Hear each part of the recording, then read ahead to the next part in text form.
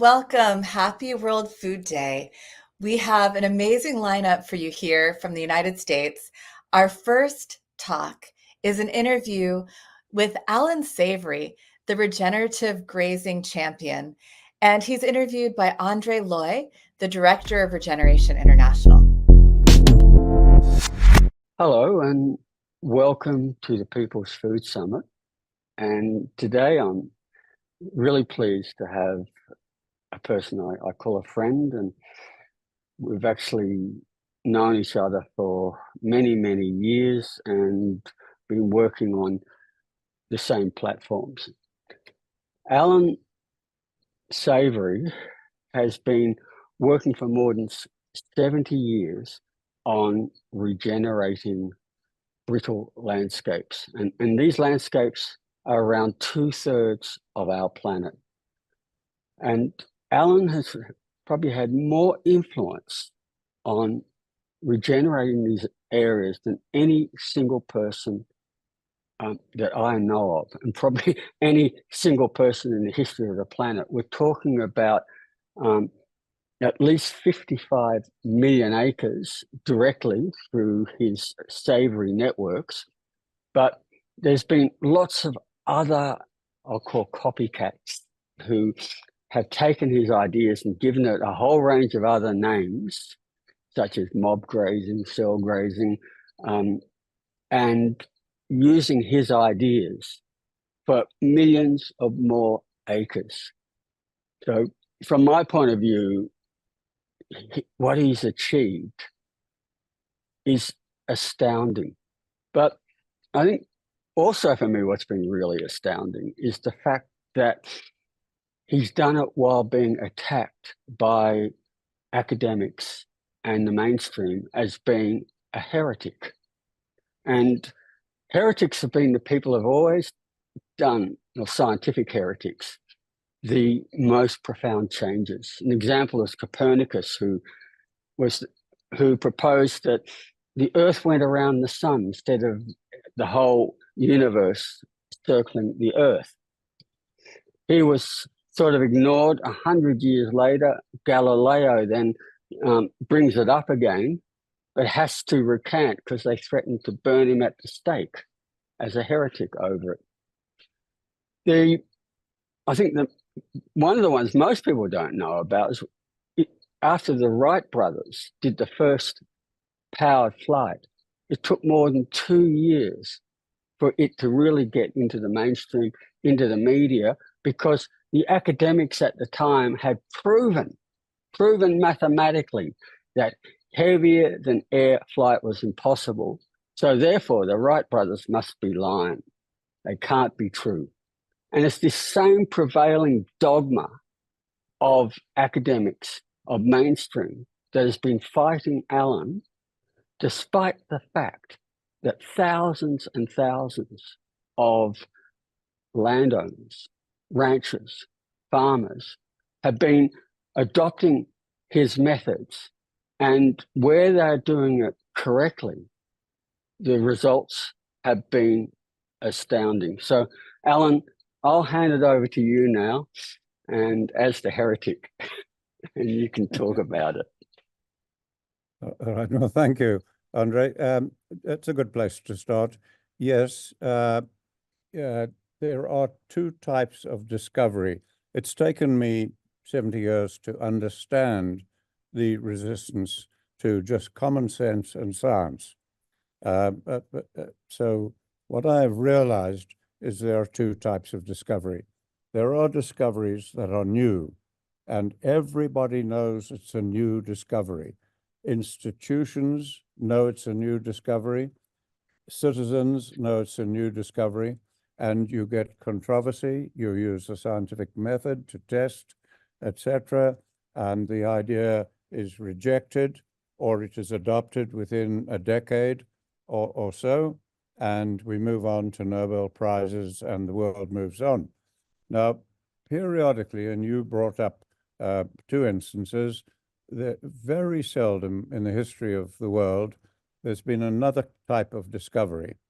And I'm guilty of two of those. So that's why it's not because people are bad. or evil. Most people are good. That is why there's been the resistance to me. Now, the same fate happened to Semmelweis, Ignaz Semmelweis. He effectively discovered bacteria when the surgeons and doctors and medical world didn't believe that this happened. He just washed his hands after cutting up corpses before going to the maternity wards and saved thousands of women's lives. Now, he was so persecuted that he actually died in a mental asylum. Now, in my case, I thank God I was already insane 70 years ago, and that has saved me because I have suffered a far worse fate than he did. All right, so what is this type of discovery?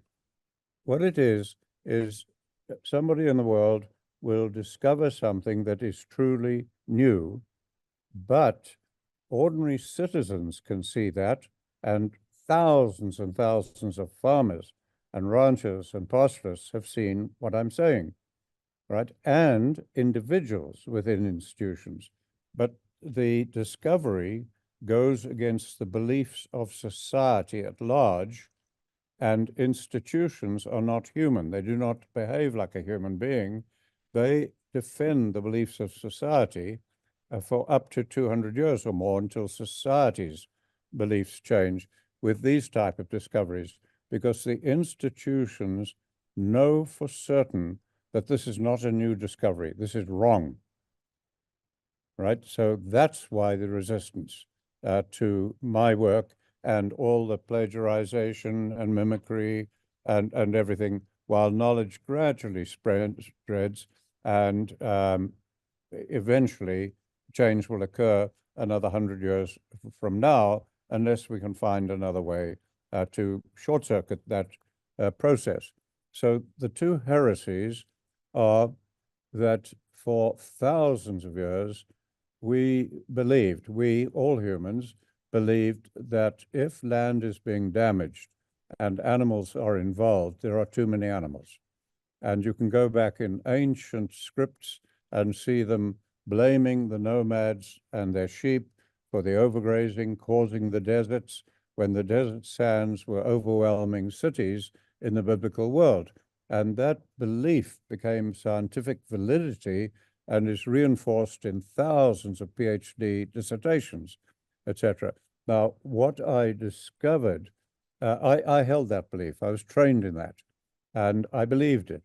And to short circuit, I won't talk about all the work I was developing with fellow scientists, with wildlife managers. We were trying to develop game ranching, or rewilding as the English are calling it now. We were trying to develop that so that we could get rid of livestock and stop the desertification. I was on public record because I was a fanatical young activist and researcher, and I was on public record as saying I was prepared to shoot every goddamn rancher because they were raping the land and causing the desertification of my own country. Then in the 1960s, 1965 roughly, I suddenly realized, oh my God, I'm wrong. We're all wrong. And it is not possible to reverse desertification without livestock. It cannot be done with any technology imaginable in science fiction. It cannot be done with fire, and it cannot be done by rewilding or resting the environment to recover. And those are the only three tools humans have. We can have all the creativity in the world, we can have all the labor in the world, we can have all the money in the world, and nobody listening to us can even drink water or milk unless they go to the nearest cow and suck with their mouth, or go to the nearest river and drink with their hands in their mouth. You've got to use a pipe, a pump, a cup, something. So nothing can be done with all the creativity in the world, all the labor in the world, all the money in the world, until we pick up a tool, and we're a tool using animal. So to reverse desertification, which is man-made, the desertification we're calling about, it is simply not possible. And I would debate that with any Nobel laureate, any scientist in the world. and no scientist has proved me wrong since the 1960s. So then the problem I had with that was every way humans have ever run livestock, pastoralists, ancient cultures, their whole culture being livestock. They know far more about it than you and I will ever know, and yet they created the great deserts of the world. Then we had modern scientists, rotational grazing, all of these things, and Andre Voisin, a Frenchman, researched that over the last 200 years and found that every way that we were grazing animals led to loss of biodiversity, and that leads over 2/3 of the world, not in England or the humid climates, over 2/3 of the world's land, that leads to desertification. Right, so I had the problem then, how the hell do you do it? If every way we've ever run livestock leads to desertification, but it cannot be reversed without them, because it cannot be done with fire technology or rest in the land, how do you do it? Now, I had very few resources as an independent scientist, so what I did was to look at all professions, businesses in the world, to look for some planning process, because the Frenchman, Voisin, had shown us that to solve that, you had to have a planning process to replace all grazing systems, etc., which will fail just by definition because they cannot handle the complexity. So when I looked at all the professions in the world, the only one that had come close to dealing with anything as complicated as this was the military. Now, I was an officer in the Rhodesian Army. We were fighting a civil war. Our training was the same training as Sandhurst, etc. And I just looked at the military and I said, over the last 1,000 years, how have the military academies of Europe dealt with this problem? And they had solved it. And so what I did was I simply took Sandhurst Military Academy with method of planning for immediate battlefield situations, which I had received training in. And I said, oh my God, they've solved this problem. All I've got to do is take 1,000 years of their experience, and they plan for short battles, a week, a month, a day, an hour, whatever, whereas pastoralists and farmers have to plan months ahead, a year, sometimes 2 years ahead, where the animals are going to be. And I found that was simple to put out on a chart, and I developed what today is the holistic planned grazing process. Now, that process, I promise all of your viewers now, I am not aware of a single failure anywhere in the world since we developed that in the 1960s in what was then Rhodesia. I am aware of thousands of people learning to do it and dropping the planning process and going into mob grazing, adaptive management grazing, short duration grazing, cell grazing, all the grazing gurus and grass whisperers of today. None of those will reverse desertification. The planning process, based on 1,000 years of military experience, is, as far as we know, foolproof and is what we need to do. But that was heresy. So you can see why it has been resisted. Now, when I went into exile, because I was leader of a political party fighting the racist government of Rhodesia at the time, as well as my scientific work, and I was forced into exile. Now, Americans knew of my work, and when I worked from the Caribbean into America, it was a very short time before two people in the Soil Conservation Service approached me to provide training for them. And I said, I will do that on one condition, and you make it open to everyone. It must be open source. And we train all government agencies and universities dealing with agriculture, the land-grant colleges. So they set up an interagency committee of all of the main government agencies in America: Bureau of Indian Affairs, Bureau of Land Management, Soil Conservation Service, Fish and Wildlife Service, etc., and the land grant colleges. And we put 2,000 academics, professionals, people with PhDs through a week of training over 2 years. And the agreement on which the American government paid me handsomely to do that was that if there was a big demand, that we would then set up an American government training center so this could go worldwide. And that was the agreement. And then I could return to my own home because I wanted to return home. I wasn't an American. Well, we ran that training for 2 years, and it was the most incredible period of learning. We had 2,000 people, bright people, brilliant people, caring people from the bureaucracies, the agencies, but they came as individuals, although sent by their institutions. Now, the demand for training became so great that I was in negotiation to train 18,000 professional people in just one American government agency, the Forest Service. And we had, in that period, we broke through, and I say we because 2,000 people helped me do that. We broke through with a second heresy. And what we discovered in that training, as we were developing the work I was involved in of trying to reverse desertification, we discovered that this was far greater issue and that the cause of the problems, global biodiversity loss, desertification, fueling climate change and feeding on each other, that the cause of it was actually the way in which all governments and environmental organizations and institutions develop policy. So that became a heresy because the belief of all institutions and all of us, including myself, our belief was there are a great many ways of developing policy, and then you develop laws and regulations that dictate what the citizens do. And everybody knows there are many ways of developing policy. There are whole schools of it, Harvard and other prestigious universities, there are libraries full of it.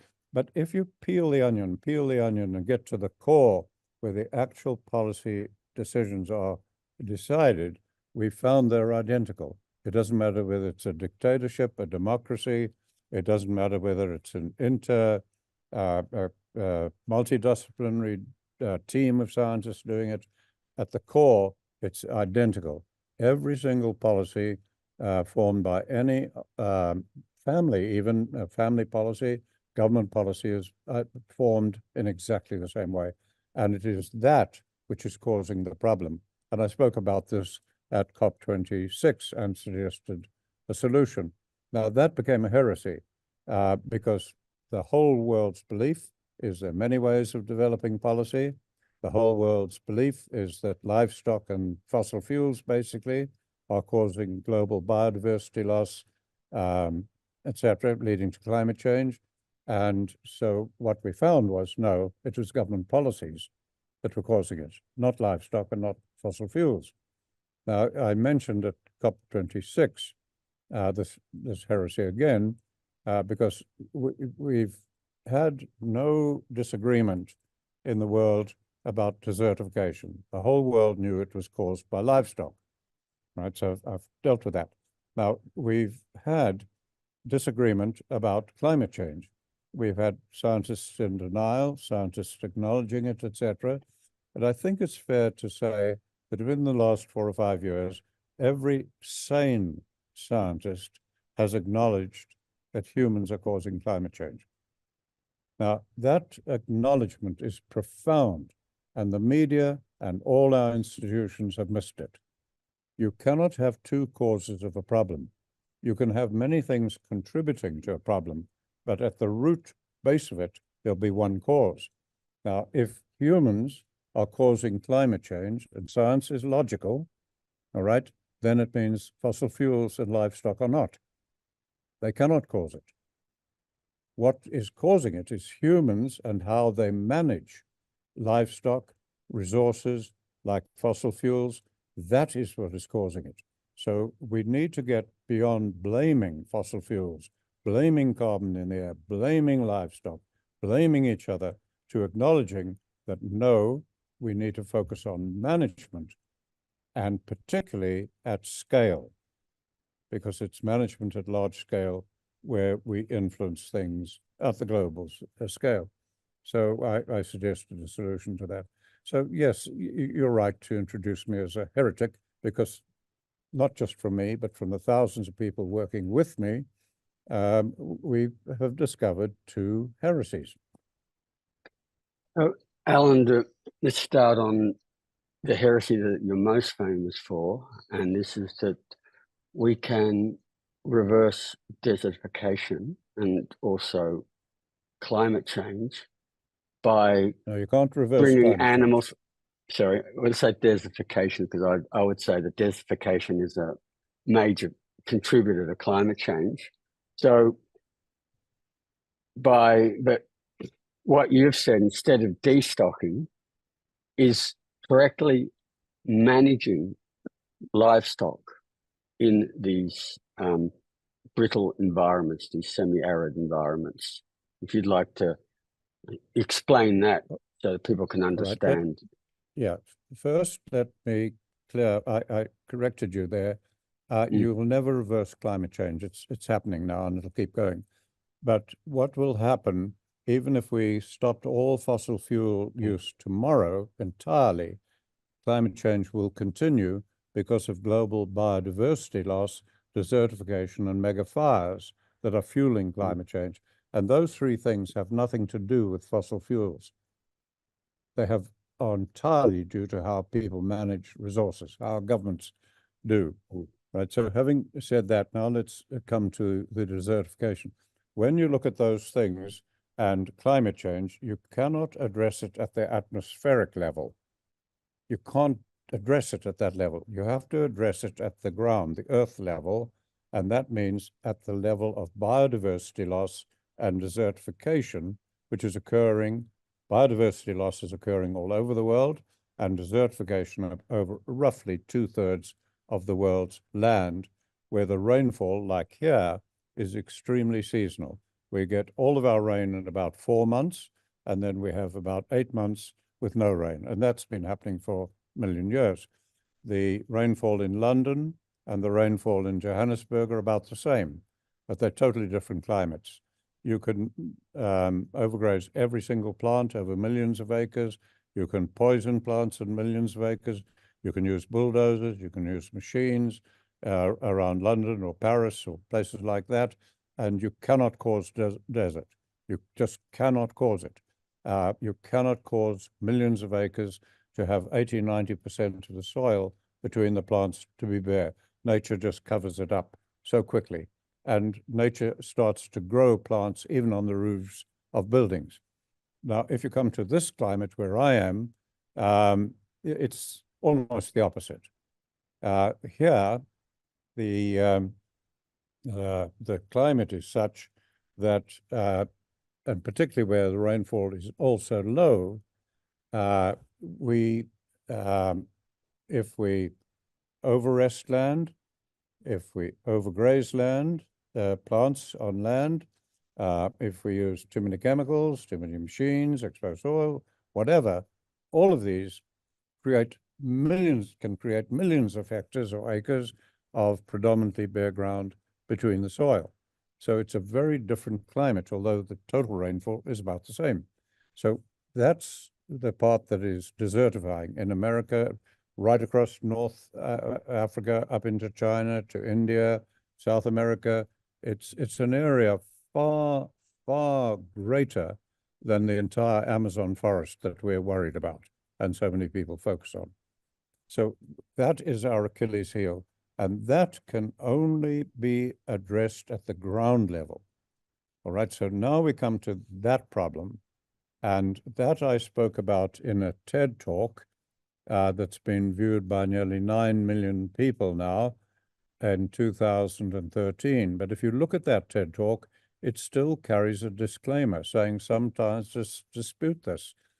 That is because I believe TED was so criticized by prominent academics in American universities for even allowing me to talk, that they still carry a disclaimer. Not a single scientist in the world has discredited the work. All the people discrediting it have no idea what the work involves. They haven't even read the textbook. It's just a knee-jerk reaction to heresy of institutions, right? So that part of the problem can only be addressed by millions more animals.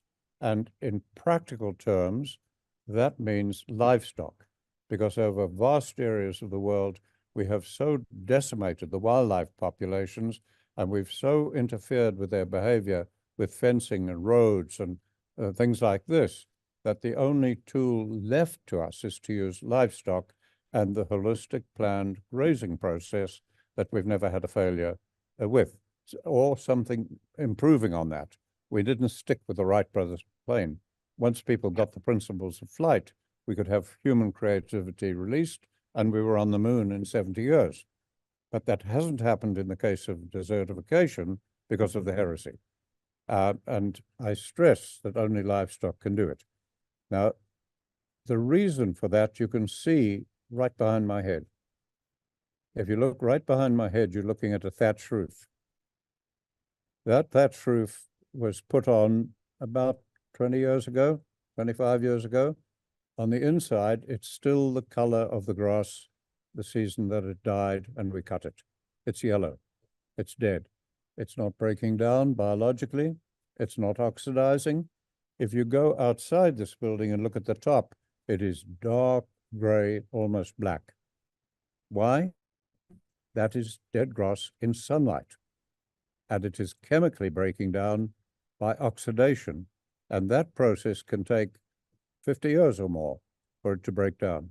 Now, picture billions of hectares of Australia, the Americas, right up into, as I said, across North Africa and China.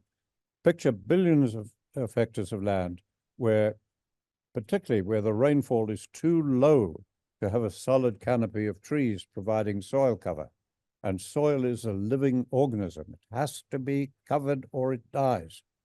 Now, picture that, and where you've got grasses providing most of the litter, soil cover from the base of the grass, or the litter provided as a stress, particularly in low rainfall. Now, those grasses in these climates, they grow here, they grow to 6 to 15 feet high. They're over your head on a horse. Now they grow, they can't graze themselves. They've co-evolved with millions of animals over billions of years. Humans have killed off most of those animals. That grass grows, and now what happens? It dies every single year after 4 months of rain. Now, we have to get rid of it. Nature needs to get rid of it before the next rains, because the growth points are not up at the tips, like trees. The growth points are down at the ground level, out of harm's way from grazing animals, because they co-evolved with animals. Now, if the plant stands and you don't have enough animals to graze the plants and free the growth points to receive sunlight and grow again, now the plant just oxidizes like this roof. And it slowly breaks down. And that can take 20, 30, 40 years. And it kills the plant, and we blame overgrazing. And humans thought they'd solved that problem thousands of years ago, particularly Australia, where they began 50,000 years ago, roughly, to solve that problem once they'd killed off most of the large animals by using fire. But fire is rapid oxidation, and it's a chemical breakdown. And fire, you can't avoid it, exposes the soil. And exposed soil starts to die, and rainfall starts to become non-effective. And you get desertification.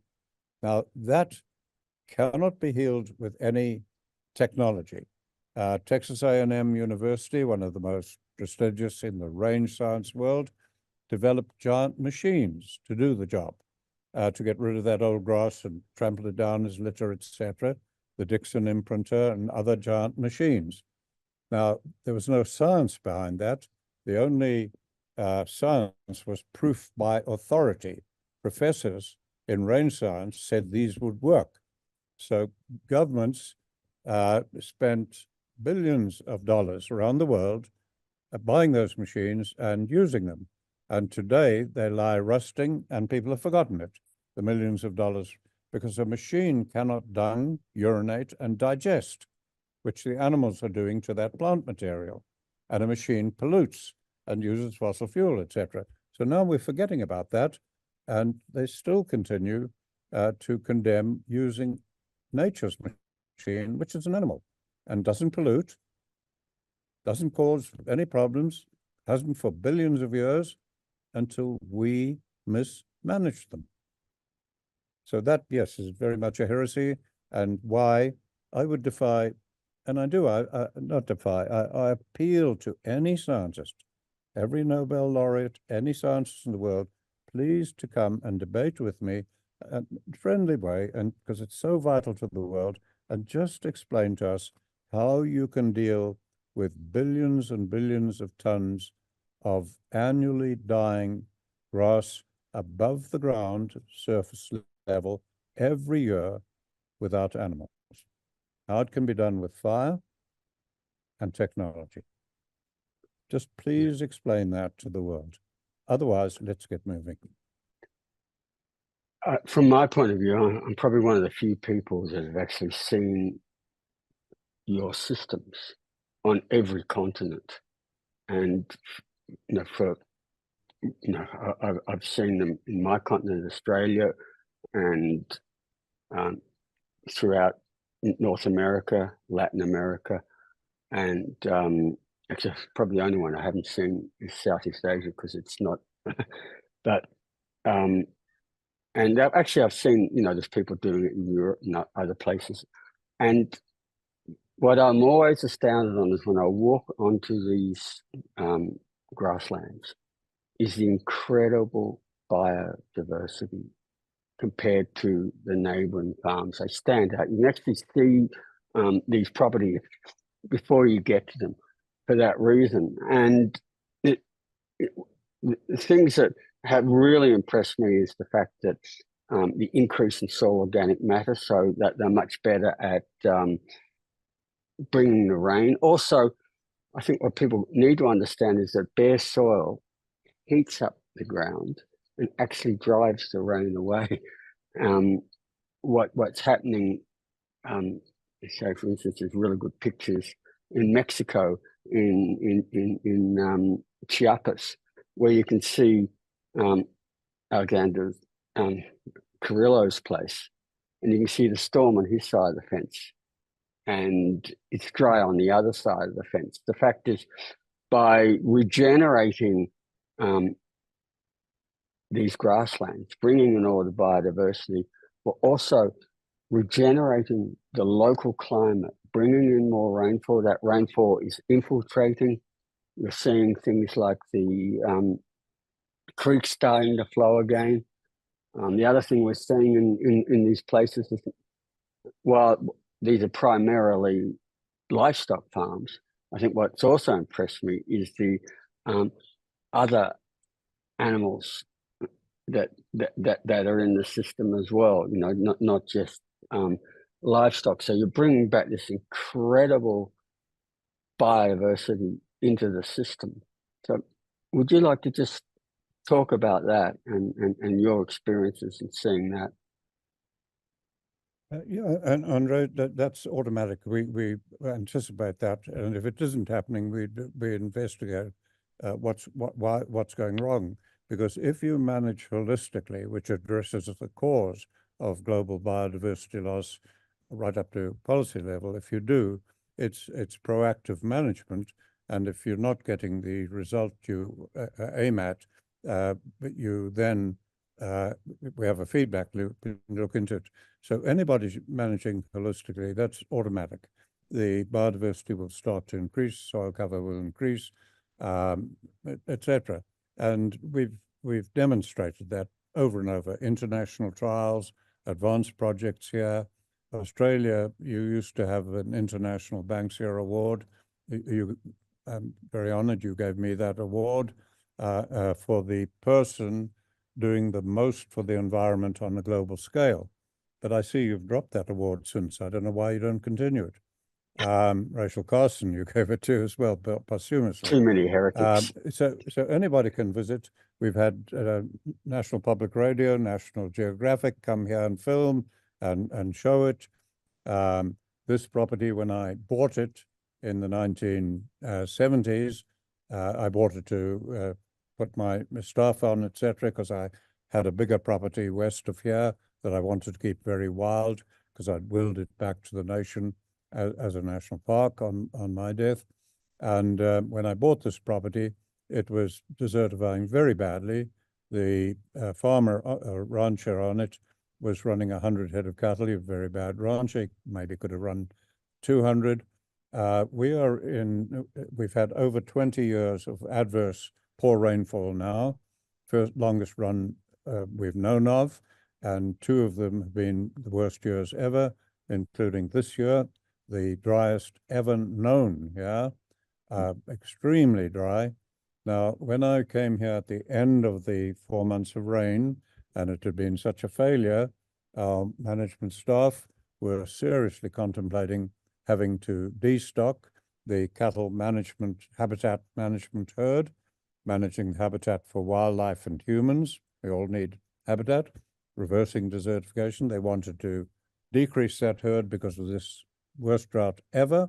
And I said, no, don't make that decision the usual way. Make it holistically. Look at our holistic context, which guides action, which ties humans to a life-supporting environment, and do the holistic plan grazing, and that will indicate whether you need to destock or not. Well, they did the planning, and that indicated, no, you don't need to destock. Well, now we're getting towards the end of the 8 months of no rain. We've got 2 months to go. I've been going right around the property. I've been going around it the last 2 days with the people filming for the new one in the 3-part series of films, which was done Kiss the ground people, organic agriculture, etc. Yeah, and the Kiss the ground people are filming you. Yeah, we are running 400% more livestock than the original person owning this land ran. And now we have no option but to find the money somehow to buy another 1,000 head of cattle purely as a tool to try to keep pace with the production of the land. If we don't, this land will begin to regress. The only thing in the world that can reverse desertification is thousands, millions more animals and this planning process. And we're experiencing that. And anybody in the world is welcome to come and look. Now, we have great difficulty in getting anybody from an environmental organization, a ranching organization, an agricultural department to ever come and visit. Yeah. So there's been plenty of evidence. There's been plenty of evidence for this for years. It's automatic. What I'd like to talk about, Andre, as we're having this discussion, is to get beyond blaming, because as I stressed earlier, nobody is to blame for this. Most people are good. Most people are doing their best. So why is it happening? It's happening because of our institutional reaction to heresies. So what I have done is suggested a way through this. We need to unite, stop blaming, and deal with the cause of the problem. Now, when we take the regenerative agricultural movement, which as far as I know, began from Bob Rodale and myself, now it's getting out of hand and people are talking of regenerative everything, and it's being greenwashed, etc. And I think you said you've got something like 500 organizations, and that you're probably the biggest regenerative agricultural movement in the world, and the one I most admire in many ways. Now, when I was in Hungary recently, we were talking about this problem, and I said, look, as I hear you all talking, you're ridiculing the agriculture in the Soviet occupation period, because bureaucrats in Moscow were forming the policy, and that was being forced on you as farmers, and you were all ridiculing it as stupid. And I said, no, you're not under the Soviet occupation. All right, you're now part of the European Union. I said, I'm with you on the land, and what are you doing? You are ridiculing the agricultural policies you're obliged to follow because of bureaucrats in Brussels. I see this as two sides of the same coin. How can you be following stupid policies that you know are going to damage the land, you know are going to damage your economy, you know are going to damage your community, and you're doing it, you said, because bureaucrats in communist Soviet period were dictating the policies. Now you've got democratic bureaucrats in Brussels, and you're doing the same things. So what's the difference? We need to stop the blaming and acknowledge where it's coming. It's coming from policy development. Now, I think when we look at those of us, including myself, that so support this regenerative agricultural movement, let's first say why it's so important. It's so important because without agriculture, you cannot have a church, you cannot have a choir, you cannot have a university, cannot have a political party. We couldn't have this discussion. You cannot have any business in the world. You cannot have a city. Agriculture is the basis of civilization. Now, currently, agriculture is not crop production. Agriculture is the production of food and natural fiber from the world's land and waters.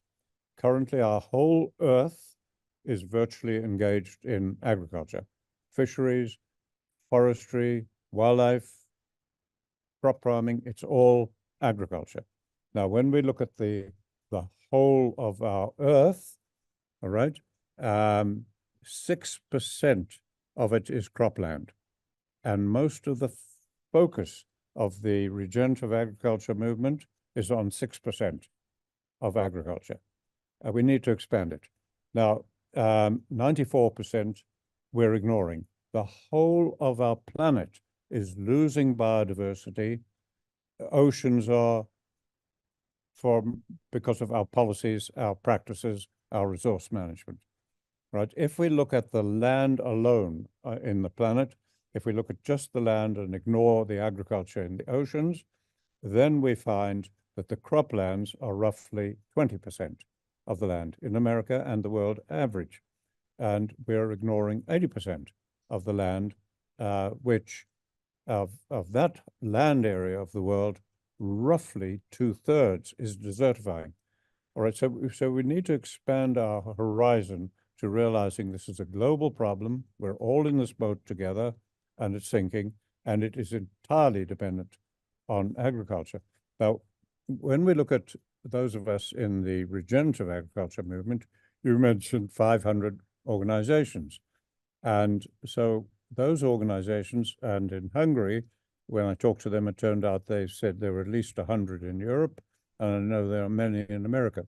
So we've got 200 or 300 agricultural organizations pleading for production through the biological sciences by farmers of food in that way. Now, they are competing for funds, they're vying for validity of their own thing, and it is chaotic. And I think we need organizations like yours to be a place where we can all, let's get together and have a focused voice from all of us on this, because we're not making any progress against mainstream agriculture, which is corporate-based, and it's based on chemistry and marketing of technology. It's not based on the biological sciences. But you guys, us in regenerative agriculture, I can assure you, we're not even at the policy table. Yeah. When governments and European Union form policy, we're not even at the table. And so unless we start to get a unified voice, you're never going to be. And so we're doomed. Now, when I spoke at COP26, I suggested a way forward, because world leaders don't know what to do. Action is being demanded from them, but from every conference on climate change or desertification, nothing emerges except chaos and divided opinions, because nobody is addressing the cause of the problem. And in the COP meeting, I talked about that, and I said, all right, the cause is management. Now, if you're going to help world leaders, how the hell does that help them? You can't just tell them it's management. So what do we manage? Management, what are we managing? Now, here we come to the heresy. The world believes, and you and I believed this in the past, that we manage millions of things every day on our farms, in our businesses. We are managing millions of things. No, in 1983, when I was commissioned to train those 2,000 scientists in the work I was developing, all right, we discovered we don't. We produce millions of things. We produce milk, beans, corn, beef, whatever, wine. We produce cell phones, bombs, smartphones, music, art, literature, buildings, bombs, space exploration vehicles. We produce millions of things that make civilization possible. We do not manage those things, we produce them. If we produce them, we can produce food or bombs. We can produce jails or schools. We can produce them independent of each other. If the whole economy collapses or anything, we'll still keep producing things. Now, so those we're producing, we're not managing. They're not self-organizing. If we stop producing, they stop. If you stop producing food, it stops. You stop producing motor cars, they stop. If the batteries run out, many of these things stop. If the energy source runs out, they stop. So then what the hell are we managing? And all humans are only managing three things.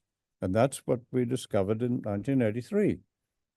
What we are managing is ourselves, our families, our communities, our farms, our small businesses.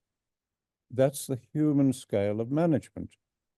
Right now, when we go to the bigger scale, managing at scale, we can only do it through organizations and institutions. And we have to have them. They're our most efficient way of managing at scale.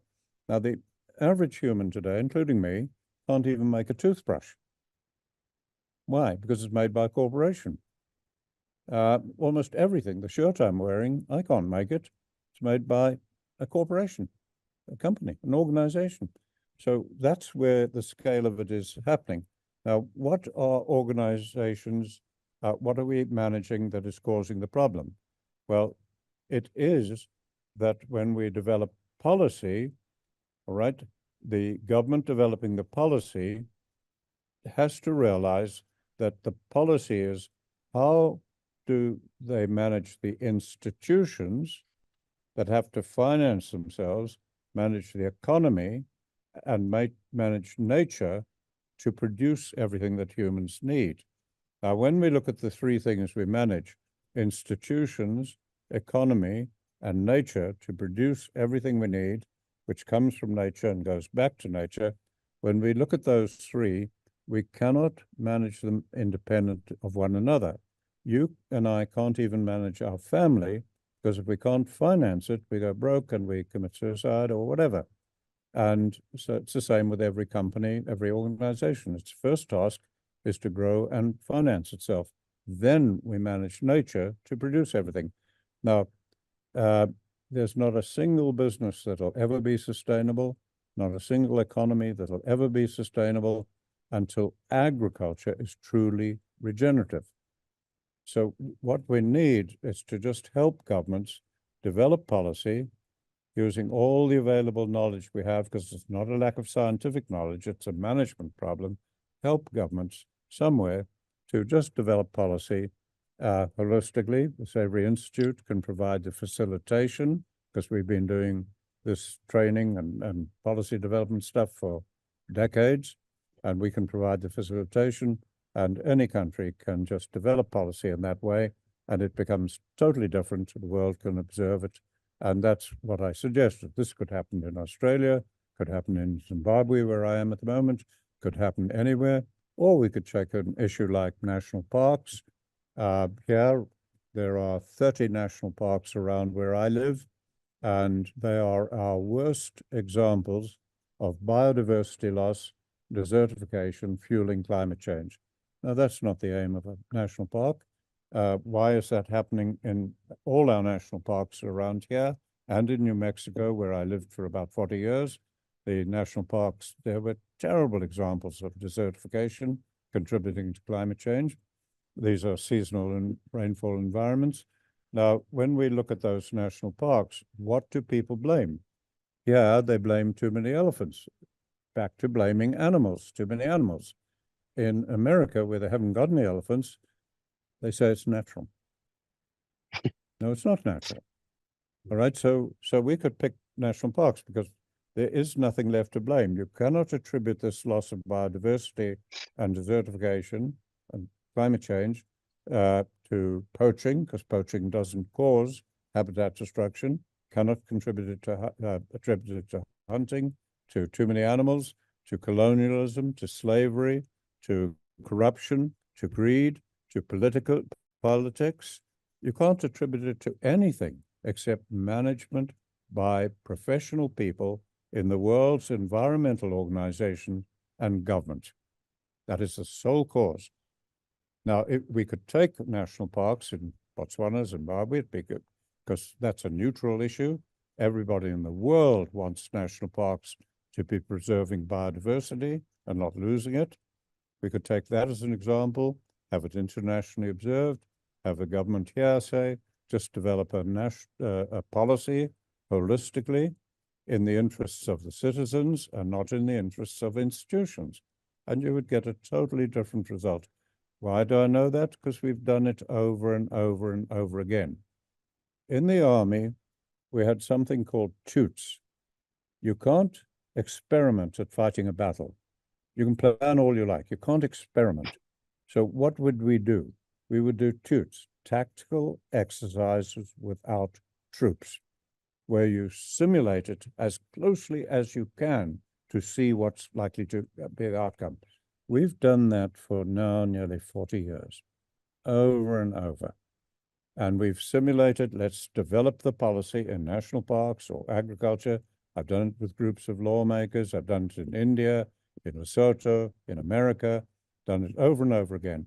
And when we develop policy holistically in the interests of citizens and not in the interests of institutions, political parties, environmental organizations, farmers' organizations, etc., we get a totally different result. Now, the reason we get a different result is because institutions are not human. Institutions are incapable of common sense, incapable of empathy, love, caring, any of these human characteristics. And for anybody disbelieving me, let me just take the example of religion. And I'll just take one religion because many people listening will be Christians. All right, we could have looked at any religion because they're all the same essentially, but we'll just look at one. And the message of the founder was terribly simple, basically love and caring for each other. Now, over the last 2,000 years, millions and millions and millions of Christians in every country have been capable of doing that. Now, what happened when we took religion to scale? We formed well over 2,000 Christian churches, branches of Christianity. For centuries, they've been fighting each other, killing each other, going to war, protecting pedophile priests, not protecting innocent children, etc. And nobody is being bad. It is how institutions are. And we know that from research and from history. It's what's called a wicked problem, meaning almost impossible to solve. Now, when we look at the things we manage, economies, institutions, and nature, they have emergent properties, as it's called, things that happen that you didn't expect, and they also have what are called wicked problems. In nature, there are very, very few. There are almost none. One I could almost call it was desertification. For over 10,000 years, desertification destroyed many civilizations. It destroyed civilizations all along the Nile, except for the mouth of the Nile, where the destruction of Ethiopia provided the silt every year to keep civilization going for 10,000 years. So we've had this failure. And I lost my train of thought there for a moment. I'm sorry. That's a senile moment. I'm I'm going to be 89 this month. Maybe it'll come back to me. I was going to say, Alan, for 89, absolutely brilliant. I wouldn't call it senile. I'll say what happens as we get older, we actually have got so much in there that it takes us a while to work out where to retrieve it. It's all there. But one thing I must say, all my life I've been obsessed with trying to find the solution to this problem since I was 20. In fact, when I realized biodiversity loss in national parks was not understood by the top ecologists in the world, and that's when I began to focus on it. But now, at my age, when I'm in the departure lounge, in effect, I'm actually more worried about the future of humanity than I've ever been, because we're just seeing increasing chaos because of unsound policies.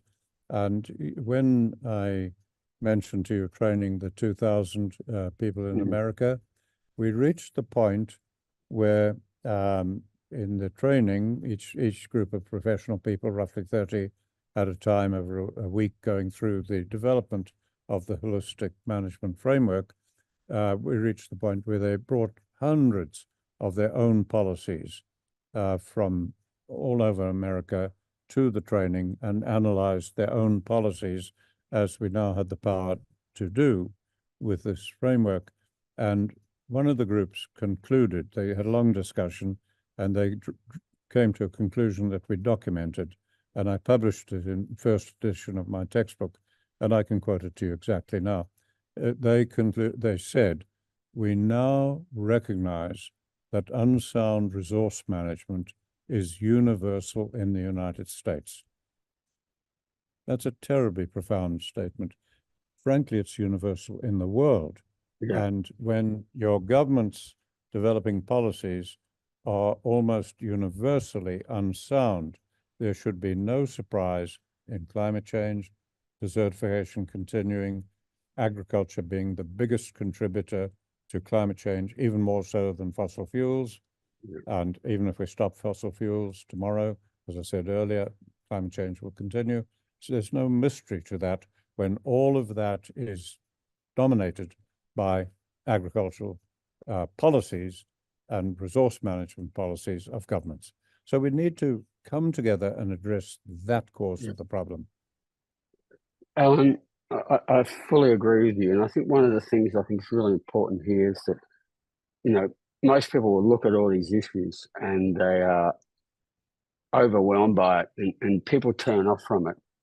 But from my point of view, looking at your life's work, is that you have shown how we can turn it around at scale. This is, for me, the really positive message. And I'd actually like to end this interview or this discussion that we're having on this positive message, because the fact is, you know, you have been doing successfully over tens of millions of acres on every continent.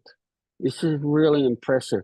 And for people to understand that with holistic holistic management as a big tool and holistic planned grazing as an on-the-ground tool, that we can turn this around.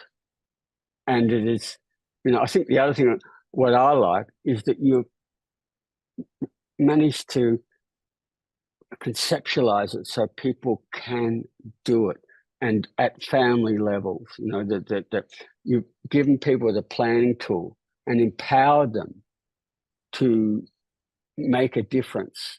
And, you know, so would you just like to talk about that, the whole training people in how to plan and how it empowers them and the difference that makes? Well, yes, Andre, thank you. First, I'd like to stress I didn't do it. Okay, I've written my memoir, which I'm hoping will be out at the end of the year, and I describe how the ability to manage holistically developed from a unique set of circumstances here of dying empire, dying colonialism, small population, a person forced to work as an ecologist, on the scientific aspect of my work, forced to fight 20 years of a war as an officer in the army, a person who became leader of a political party to try to, believing I could bring about change if we could get an ecologist into parliament, and then ending up in exile, and then being commissioned by the American government to train 2,000 people. So I don't take the credit. What I am advocating could never have ever been developed by one person, could never have been developed by any institution or university in the world. It arose from a unique set of circumstances, including exile, providing that opportunity of 2 years of working with 2,000 very caring bureaucrats where we broke through. So the credit does not come to me. I was purely the focal point, the one person who would not give up. I just said, I will die rather than solve this problem. I am fed up with hearing blaming and complaining and whining, which I was hearing around campfires, conferences, everything.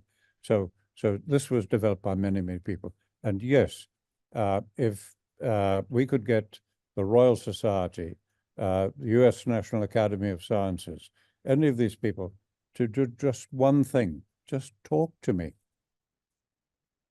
They boycott me. Even environmental organizations won't even talk to me.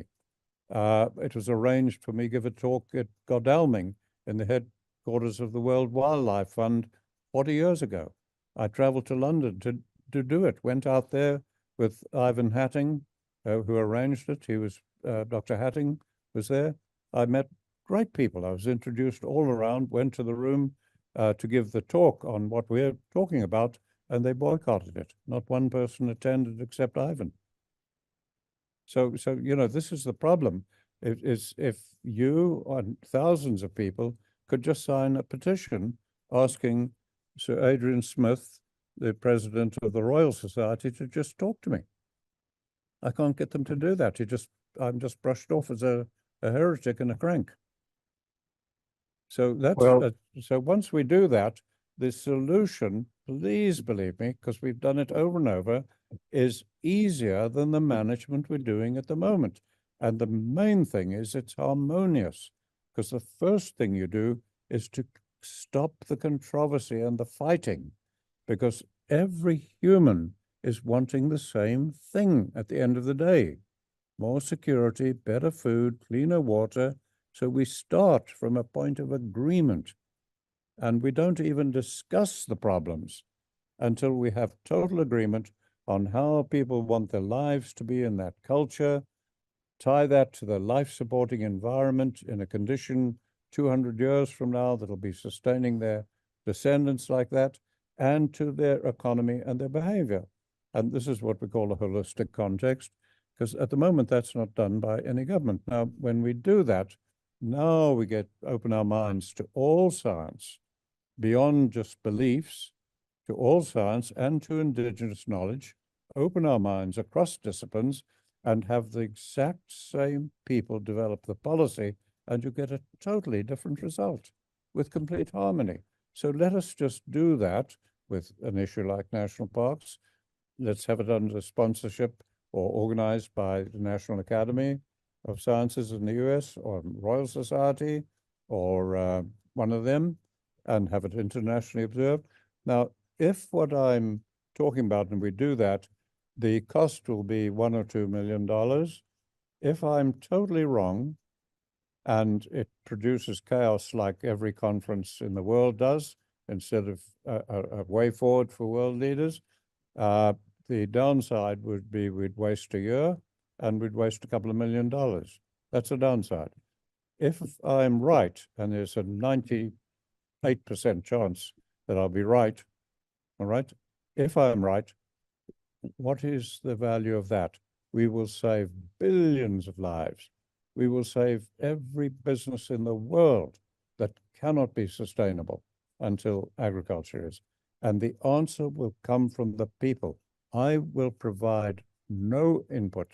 The Savory Institute, which is younger people taking over from me, will provide no input basically accept some ecological principles beyond beliefs and the facilitation.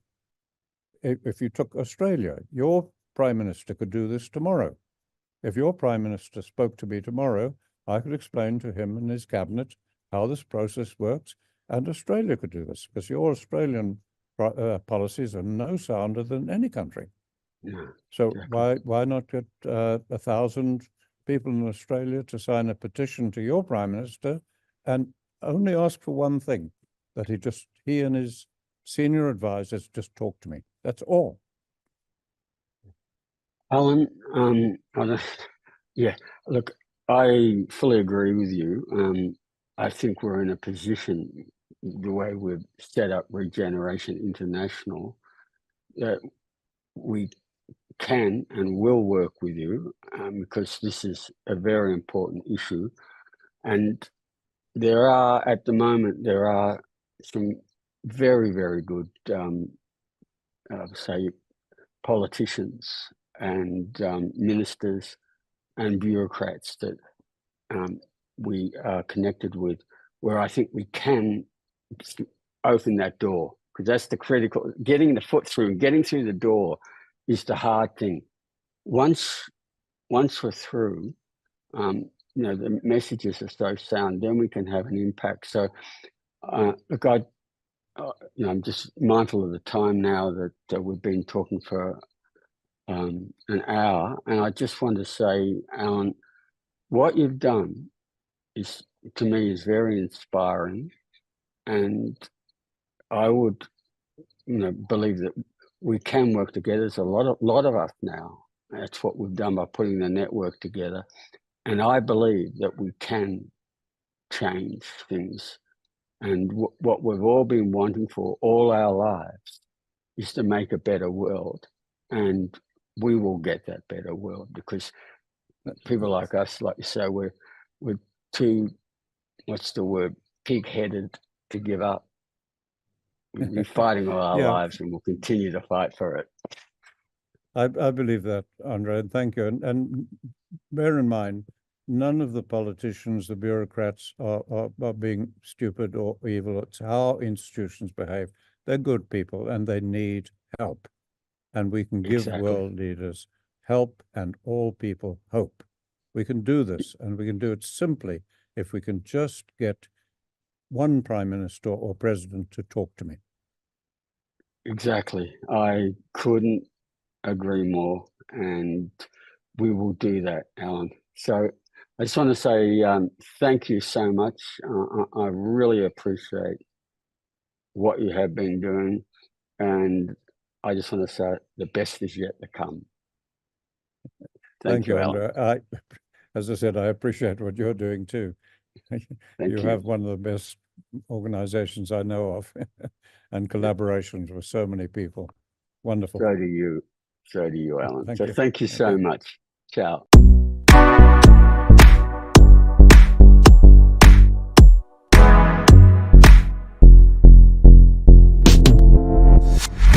Hi, welcome back.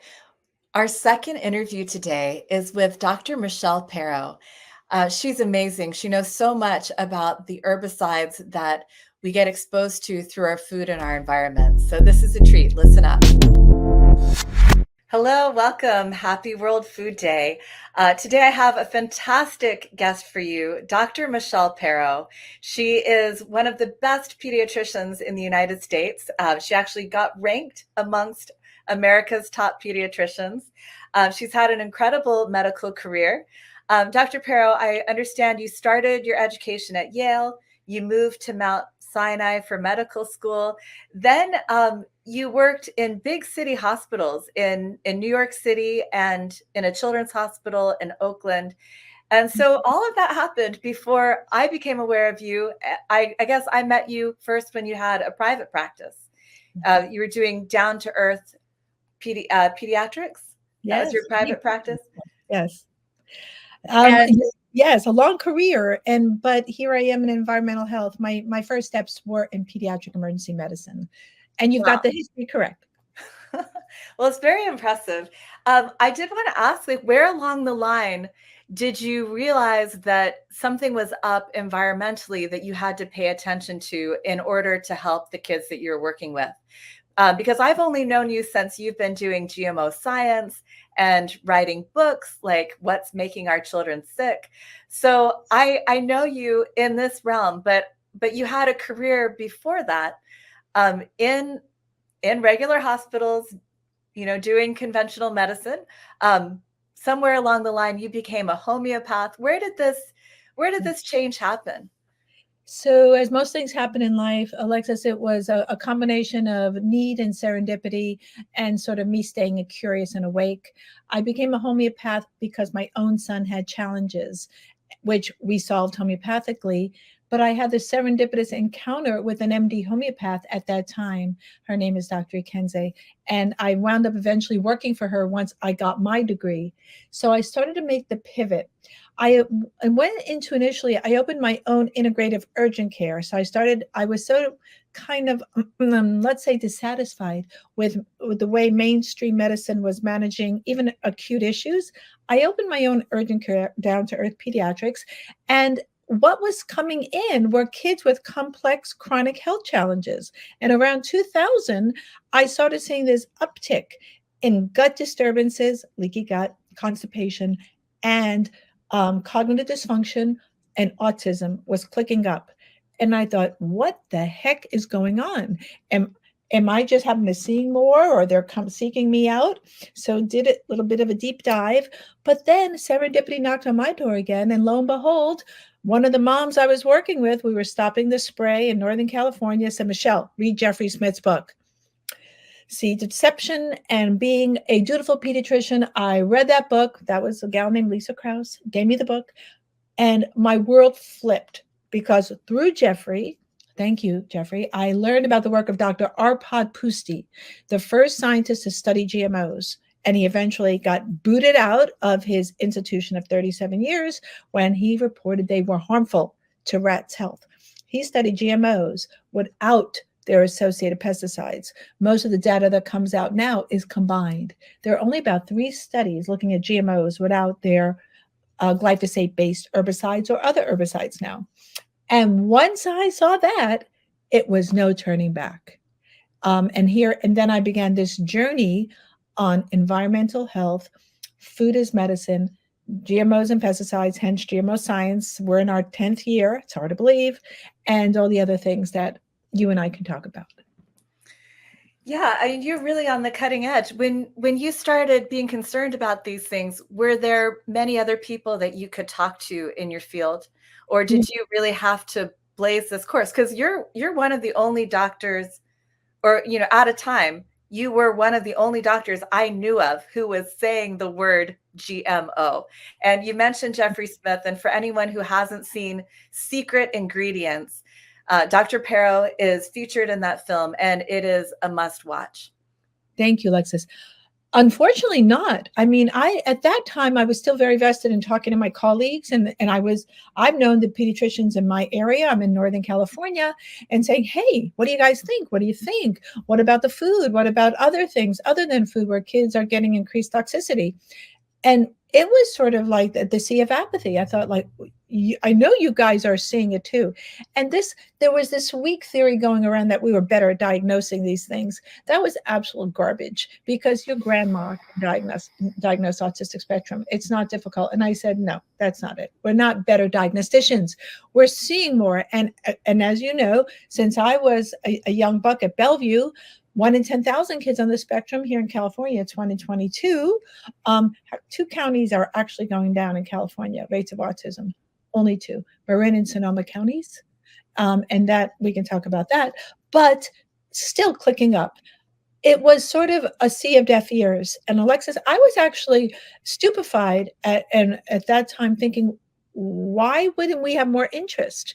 And Western or conventional medicine, whatever you like to call it, had literally no tools to help these chronically complex, ill children. And we were seeing multiple autistic kids in a family, and all these kids, approximately 90%, have concomitant gut issues. Where are all these gut issues coming from? We were seeing leaky gut. where there's permeability of the gut and abnormally, incompletely broken down proteins cross this sensitive gut barrier, and all those toxicants go up right up into the brain, across the brain. It's called the blood-brain barrier. And so there was sort of this dearth of interest, or on we. Don't know what was going on, but I knew I had to make a shift, and I did align myself with integrated practitioners, chiropractors, naturopathic doctors, DOs, acupuncturists, and I literally trained myself become a naturopathic doctor, and homeopath is what I did. I did get my degree in homeopathy, but I took lots of classes, lots of courses to learn. I hate the word natural, but holistic health. Well, you've created a wonderful resource for parents, but I think for anyone, because when I read your book, What's Making Our Children Sick, it's a blueprint for what's happening to everyone's health. I guess, like you were saying, because these toxins cross the blood-brain barrier, children are a lot more vulnerable because they're already more permeable that way than adults. And also thinking now about the timeline you're describing. So you were basically noticing the effects of GMOs as they came into the market and as the children were born into this environment, because the major GMOs that are still the major GMOs, I mean, people imagine we've got GMOs for better nutrition, and we've got GMOs for climate change. We've got GMOs for all of these good things. But really, the only GMOs that have ever been commercialized that are significant are the ones that work with pesticides, the Roundup Ready crops that tolerate excess amounts of glyphosate, Monsanto's Roundup. And then we've got the crops, the BT crops, the ones that produce their own insecticides. And then, of course, those were matched with the neonicotinoids, the insecticides that kill bees, and the organophosphates. And we've had a big toxic soup since the late 1990s. And so basically, you noticed this, the effects happened right away. Indeed, they did. It wasn't because I noticed in 2000, GMOs and pesticides, and the pesticides were introduced between 96 and 98. We were one of the first countries to introduce them. I think South Africa even beat us to it, but we were close regarding the release. And the spraying of glyphosate-based herbicides went up quickly. And then we started using it off-label as a crop desiccant. So children who were eating wheat, which already was problematic because of the hybridization of wheat, and kids could not tolerate that. They were getting leaky gut from this wheat they couldn't break down. Now we're getting exposed to the GMOs, which themselves are toxic, the glyphosate-based herbicides, and remember, glyphosate plus inerts. They're not. We know that. We're making kids sicker quickly.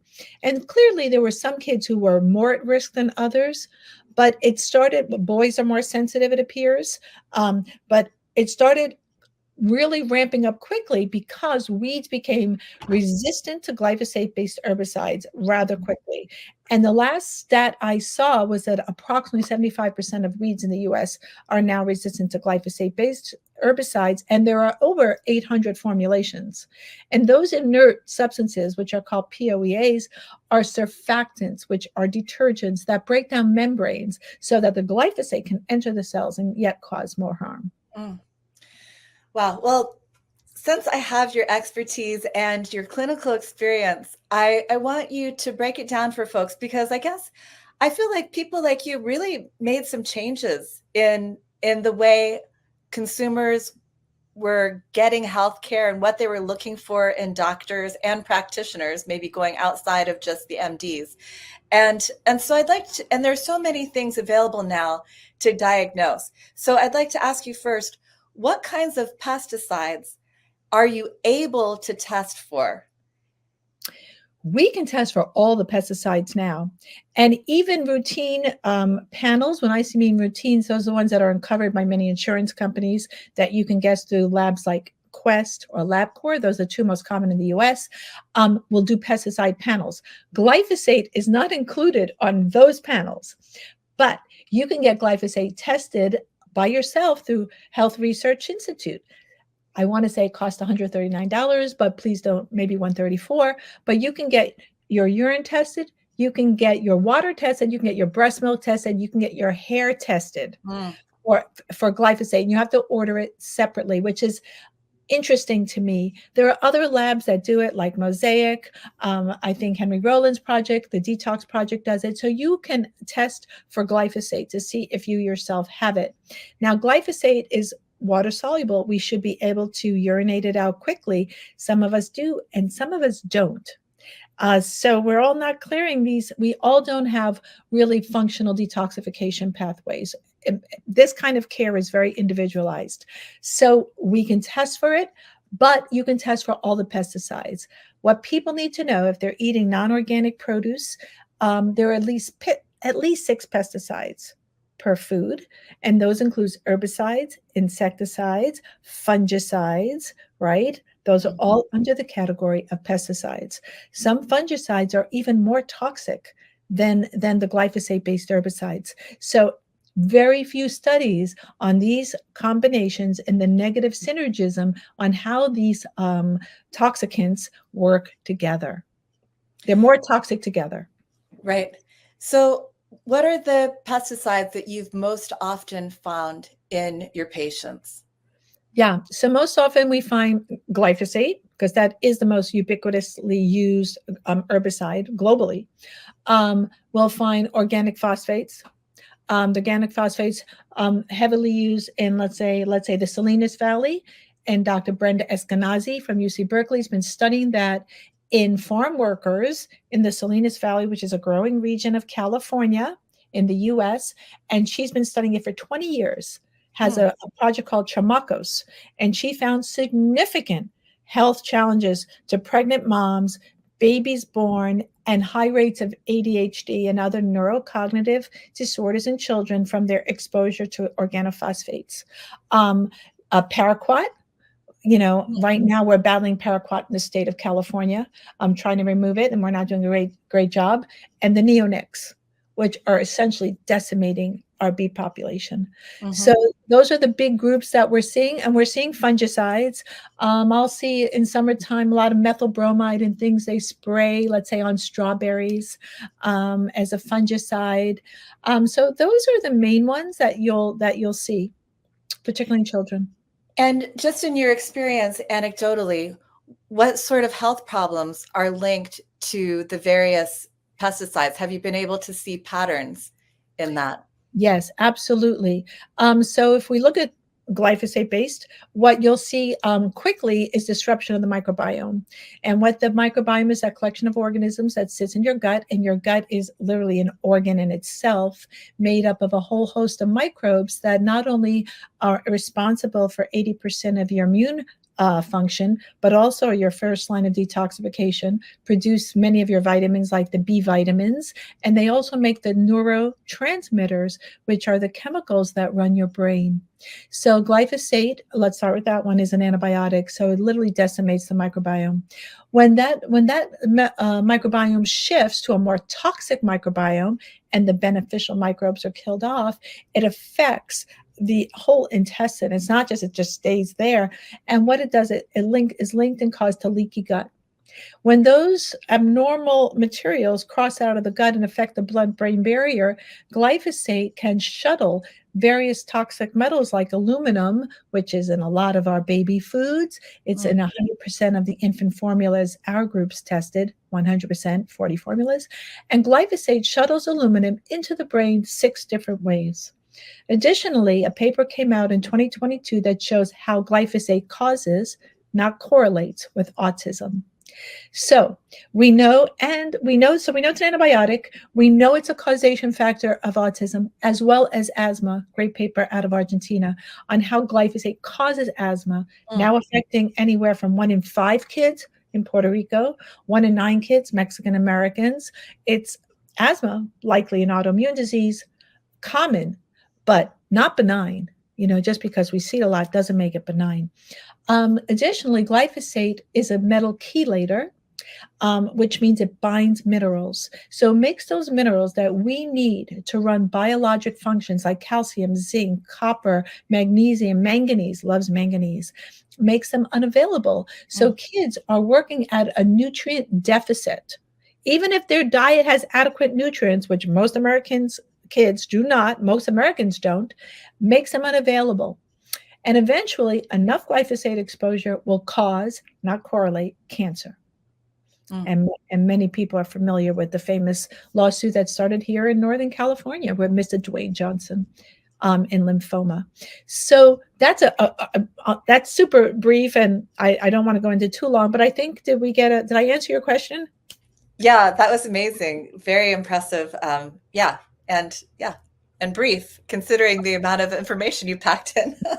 So, one of the stories in your book, What's Making Our Children Sick, was a little girl, Zoe, and you had a situation where her exposure was environmental, and the neighborhood, it sounded like a nice neighborhood, was by vineyards, and then they found out that this field across the street from their house was just soaked in toxins.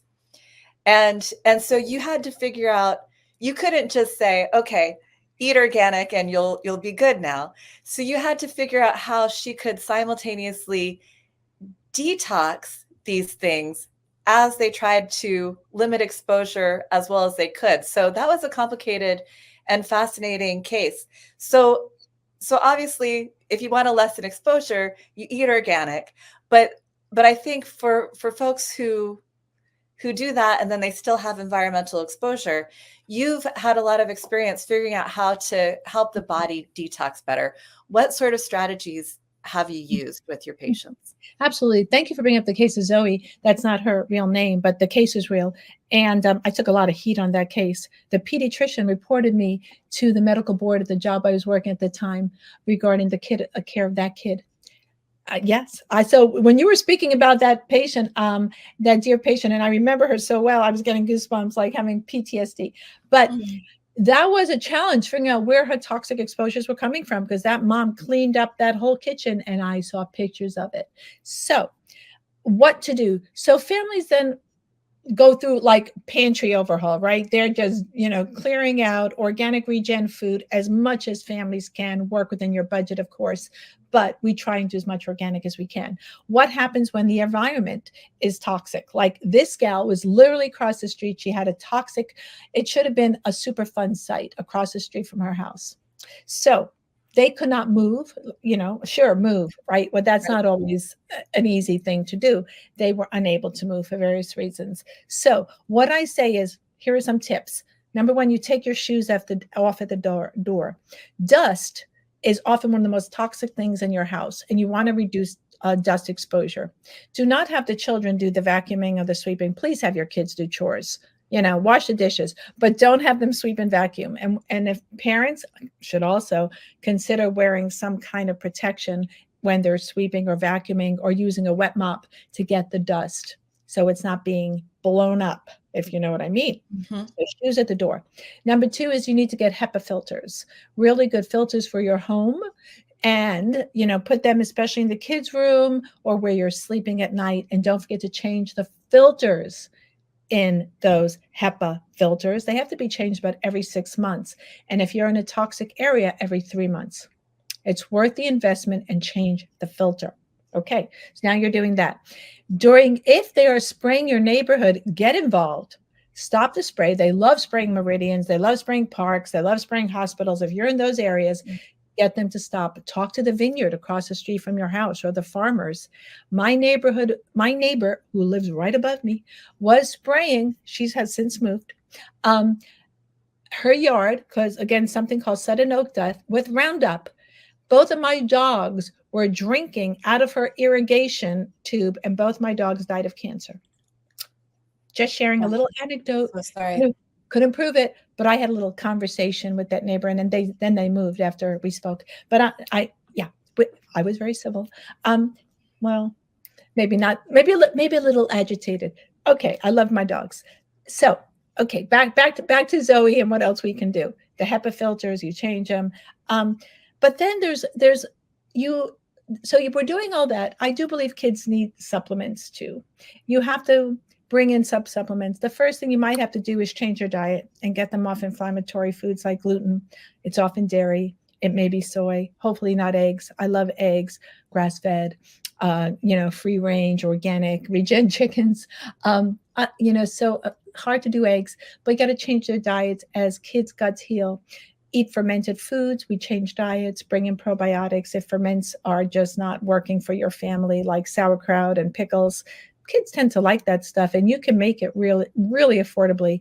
And I've actually, in my next book coming out, I actually talk about how to ferment. I taught myself how to ferment off of YouTube. It's not that hard. It's actually embarrassingly easy how to make sauerkraut. I mean, you did go to Yale, so. Well, they did. They didn't teach me that at Yale, though. How to ferment.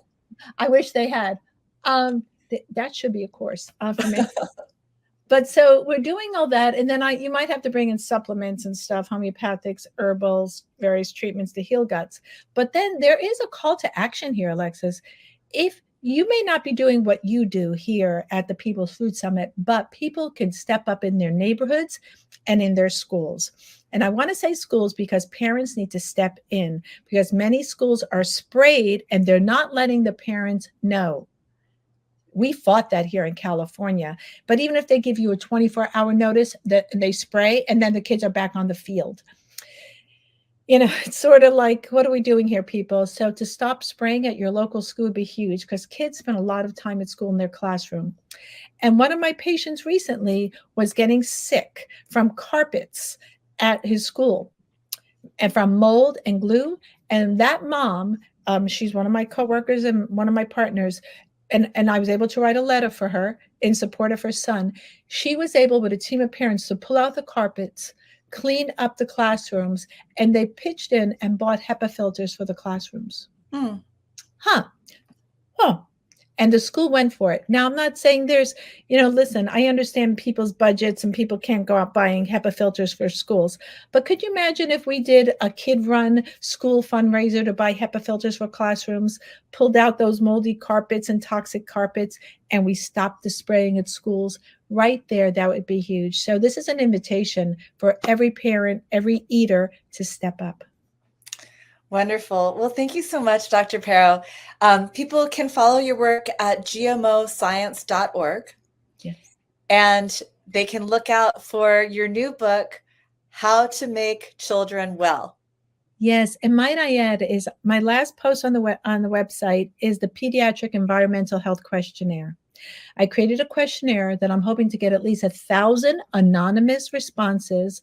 And I've created 10 questions that can be done in 3 minutes and a scorecard on how many toxins and toxicants children are being exposed to. And I'm going to do a survey paper. So I'm starting to get a trickle of responses in, and I'm shooting for 1,000, 5,000 would even be better. And I'm going to tally them all up and publish it, share that information with both parents and medical practitioners, hopefully legislators. Yeah, well, I think that the talk that you've given us really helps us understand what these environmental toxicants are. And I'm sure taking the survey also is a good reason to, it's a good way to learn more about what could be affecting our kids' health. Thank you so much. This is invaluable information. And everybody needs this book on their bookshelf. It is the Bible for figuring out what's going on with your kids' health, what's making our children sick, by Dr. Michelle Perro. Thank you so much. Thanks for spending World Food Day with us. My pleasure. Thank you for having me.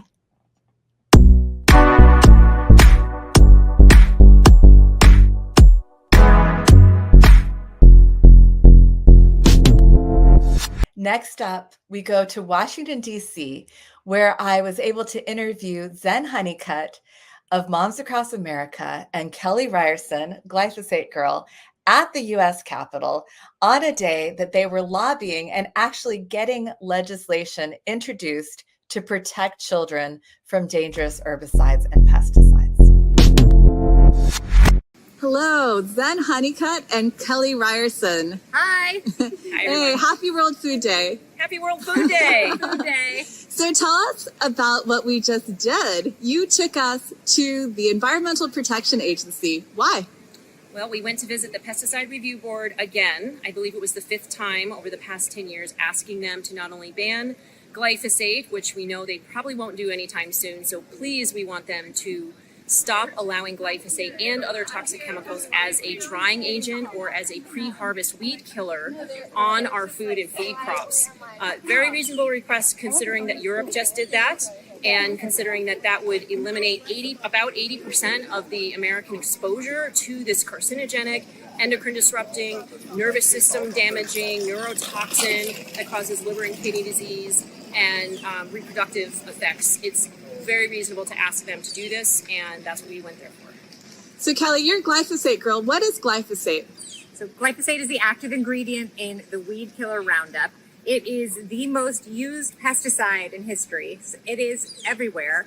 It is in the air, it's in our food, it's in the rain, it is in our water, it is in our sanitary products, it's in our semen, it's in our hair, it's in Breast milk, tampons, all kinds of foods. It's really everywhere. Fast food, school lunches, 100%, of fast food, 93% of school lunches. You can look at all of the data on glyphosate, where it's been found on momsacrossamerica.org and on glyphosate facts. That's right. The damage is enormous. And what I focused on at the EPA is something that's really been troubling me a lot, because in the United States, we have a huge controversy that shouldn't even be a controversy about the ethics of IVF. And in these conversations, if you watch them, read about them, no one's asking, why can't people get pregnant?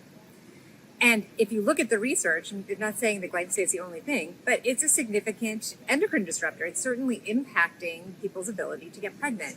And so one of the things I presented, there's this, just in the last few years, there's an enormous library of studies of the impact on male reproductive health and how it is actually found in semen. It damages testicular cells. It actually also can impact female fetuses by masculinizing their AGD, which is the anal genital distance. It changes if the pregnant mom is exposed to more glyphosate. So it is definitely an endocrine disruptor. Now, what they did at the EPA when they analyzed it about 10 years ago is they said, okay, we're going to do weight of evidence study. So they used industry studies to say that, oh, this is not an endocrine disruptor. Those studies are private. You have to do a FOIA to get those studies. Today I asked, could I have a copy of those studies? And they said, well, you need to reach out to the company. I'm like, okay, so Monsanto Bayer. I'm pretty sure they're not sending Kelly Ryerson those studies anytime soon, because it's BS. Yeah, or do a Freedom of Information Act, which, by the way, Moms Across America did in 2020 to 2022 regarding any communication between Bayer, just Bayer, and the EPA and the word glyphosate. Any communications, memos, emails, phone calls, any type of communications. And about 6 months later, I got a call back from the EPA saying, are you sure you really want all of those documents? Because it's going to take us 4 years to give that to you. And I said, yes, I am sure. I think the American people have a right to know about these communications and what's happening. Why is it going to take 4 years? And they said, well, because we have a couple 100,000 communications. And I said, between 2020 and 2022, just between Bayer and just between the EPA? And they said, yes. And I said, well, I did the math on that, and that would average out to about 1,200 communications a day. So I mean, pretty much everybody at the EPA is getting blasted about that all the time, just by Bayer. This is not even including Dow, DuPont, Syngenta, all the other companies that make glyphosate-based products. And so we're appalled. And I said, well, why is it going to take so long? And they said, well, because we have to redact the information that's proprietary business information. I said, I'll do you a favor, don't redact it, just send it over. And they're like, no, we can't do that. We have to protect the corporation's, interests and, or their, proprietary business information. So I said, well, you're not protecting the American people by doing that. You are harming the American people. And the person was, apologetic. And anyway, this is what we're dealing with. That's why it's so important for people like us, and thank you for all the support for people all across the country to help get us to come here. This is, we're not being paid like lobbyists, okay? We're just, getting by. We're just covering travel to get here, that's it. And we are here because we love our families and our children and our communities, and we want safe, healthy food. And some of the information that I brought to the EPA was about the presence of glyphosate and many other pesticides, heavy metals, veterinary drugs and hormones, in our food. We recently tested school lunches and fast food. And we tested fast food because fast food suppliers are the suppliers of school lunch meals. Guys, this is gross. I think America can do better. And what we found was between 93 and 100% of the school lunch and the fast food samples were positive for glyphosate. Between 76 and 90% of the samples were positive for pesticides, like 236 different kinds of pesticides. Some of the top ones were 2,4-D. And I don't believe they tested for atrazine. I don't know if that was included. I think it's its own test. Yeah, it's its own test. So same with diquat and paraquat and things like that. So we need more money to be able to test for those kinds of things. But anyway, we also tested for heavy metals. 100% of the samples were positive for heavy metals, some that cause cancer and reproductive issues. We found at very high levels, like up to 6,000 times higher than what the EPA allows in drinking water. I mean, our kids are being poisoned by school lunches and by fast food. That's a fact. If some other country was doing this to us, we would be at war with them. That's true. So if you're mad about this, that you can't just like with a free, happy conscience send your kid to school to have school lunches or send them off to a fast food place to eat the food there, and you're mad about that, you should be, okay? And that's why we're here, so that we can have change happen and everybody can have access to safe, non-toxic, nutrient-dense food. That's what needs to happen. And let's also talk about drinking water, because you brought up atrazine.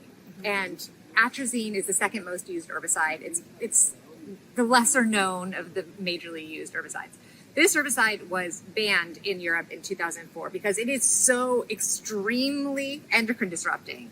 There is no question this is a major endocrine disruptor. Meaning that changes hormones, reproductive hormones, how your body functions, everything. Yeah. And it is actually leading to malformations of the testes and the penis. And so you now have an epidemic of men not being fertile and having all kinds of issues. Well, this specific chemical does that, and it's found in drinking water. EWG did tap water tests, and it was found in the majority of states in this country to be present at levels that could impact your health. So that is something, and they actually are talking now about increasing the allowable drinking level of atrazine in drinking water, which is the opposite. About that. And she kind of was, she kind of gave an excuse that, that needs to happen. I think plants. It was like in a certain area. She was trying to say it wasn't drinking water. It was like in bogs or swamps or somewhere. I don't know. She was saying something like that, but I given beyond pesticides words, I think that might not be the whole truth. Yeah. But, regardless of what the levels are, the too much, any is too much. It needs to stop now. They definitely don't need to be spraying this. Atrazine has been shown by Tyrone Hayes, who was a Syngenta scientist, and this was over 20 years ago. He was at Berkeley, but funded by Syngenta. Yes, okay, funded by Syngenta, and this is probably over 30 years ago now, because they blocked him for 20 years after he revealed that atrazine when frogs were exposed to atrazine, they became either hermaphrodites, homosexual, or asexual. The male frogs, some of them developed ovaries and became fully functioning females. So we are extremely concerned about that chemical being sprayed on our food supply. And it's, as Kelly mentioned, it's number 2. And guess what? It's not on the labels. You're not going to be able to see that. No. Because the FDA created a giant loophole for GMOs and pesticides, saying that GMOs and pesticides were a process, not an additive. For instance, salt is an additive, right? Food dyes are an additive, so they need to be labeled and safety tested, even though they're doing a terrible job with that, with food dyes. Awful. Yeah, so we brought more information to them. Again, we brought this links to the scientific studies. We'll be giving them our presentation. They are being put on notice about the contamination of the food supply. So we want you to know that we do believe that somebody in that room has got to be listening. Somebody in that room probably has a kid with autism. Maybe they have a sister with breast cancer, God forbid. But considering what's going on in the world right now, statistically, they probably have a mom who's suffering from autoimmune disease and a dad who's suffering from Alzheimer's, and somebody in that room. We're just appealing to their sense of human, just their human sensibilities, right, to actually do something about this, to protect their family members, to protect our communities, and protect the future of our country. So that's what we're up to. And we're walking around the senator's and representative's office. We're going to a school lunch hearing later on today, and we're hoping to hear some very good news about politicians taking on actually providing safe school lunches for our kids. And I think it's important to remember that everyone has their representative and their senator, and it might not seem like that big of a deal, or you might not feel like you can make that much of an impact, but we can tell you that we're having these meetings one-on-one with their staff members, and they are listening. We have a huge education battle that we have to be able to achieve to actually educate them of why this is even a problem. They're only seeing the other side of the story. But when you tell them what's actually happening with real science And some They of them are don't, listening. and some of them don't know. One of them did not know about atrazine. And Kelly asked one of them, how many other groups or how many times, do you hear from other people? She said about 6 times. There's about 6 other groups in all of the country that are actually talking to our elected officials about the harms of pesticides and heavy metals. And that's not enough, guys. No, so if you aren't in DC and you can't visit them here, you still can go to your state. You can set up an appointment, go and meet with your representatives. You can set up Zoom calls with their staff members. It makes a difference. Bring the material that's on Moms Across America and glyphosate facts and say, these are the facts. This is the research. I'm really concerned about it. What can you do? You don't have to be a scientist. No. Obviously, we're not scientists. You don't have to be a doctor or a lawyer or a politician. All you have to do is tell your personal story. I'm very concerned about this because my kids have autism, or my mother has cancer, or whatever it is, or you're concerned about corruption going on in our, and then here's the studies, and we have the studies. All you can do, you can print them out, you can give them to me, you can follow up with an email, and you can just ask them, what are you doing about, how does the senator or representative feel about this? So, and it's not scary, guys. People think it's, and by the way, you're not going to be meeting with the senator, okay? You're going to be meeting with their 24-year-old, staffers, right? Maybe. Well, yesterday I chased Senator Gillibrand down the hall and got into the elevator with her and handed her the stuff. So there you. So you can. You'll see. You could go in a cost.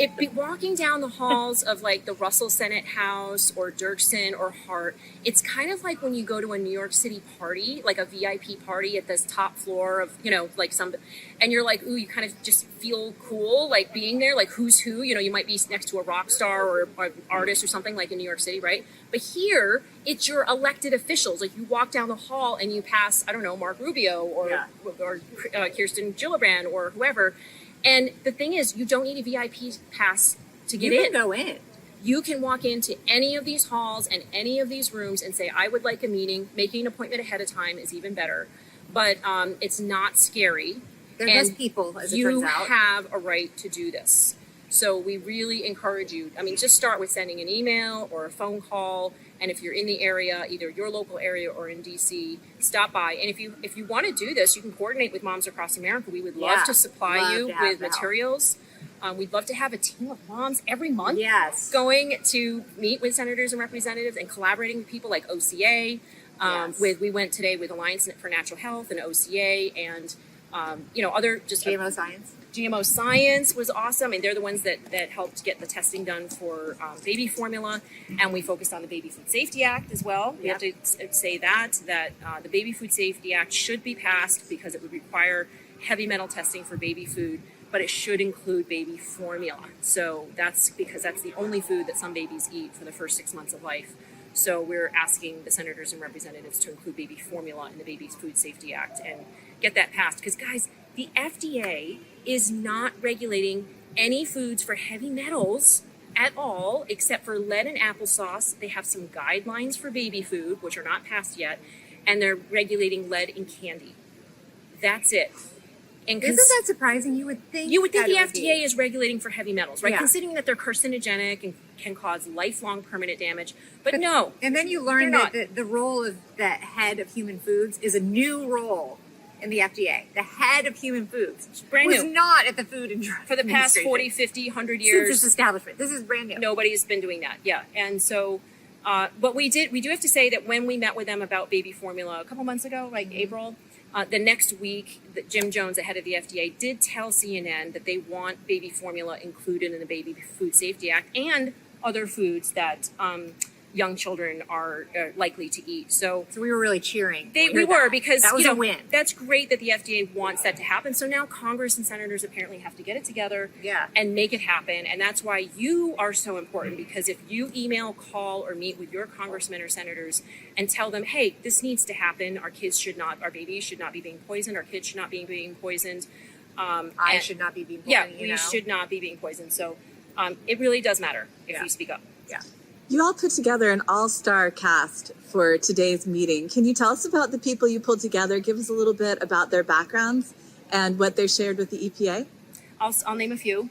So, of course, we had to have Dr. Michelle Perro of GMO Science there. She's a 41-year pediatrician. And what she's seeing is it's not really like 1 out of 54% of kids that she's seeing that have a chronic illness, she's saying it's more like 70% or higher. So she brought a lot of information about how our children have chronic illnesses, and the stats are staggering, really, really unfortunate.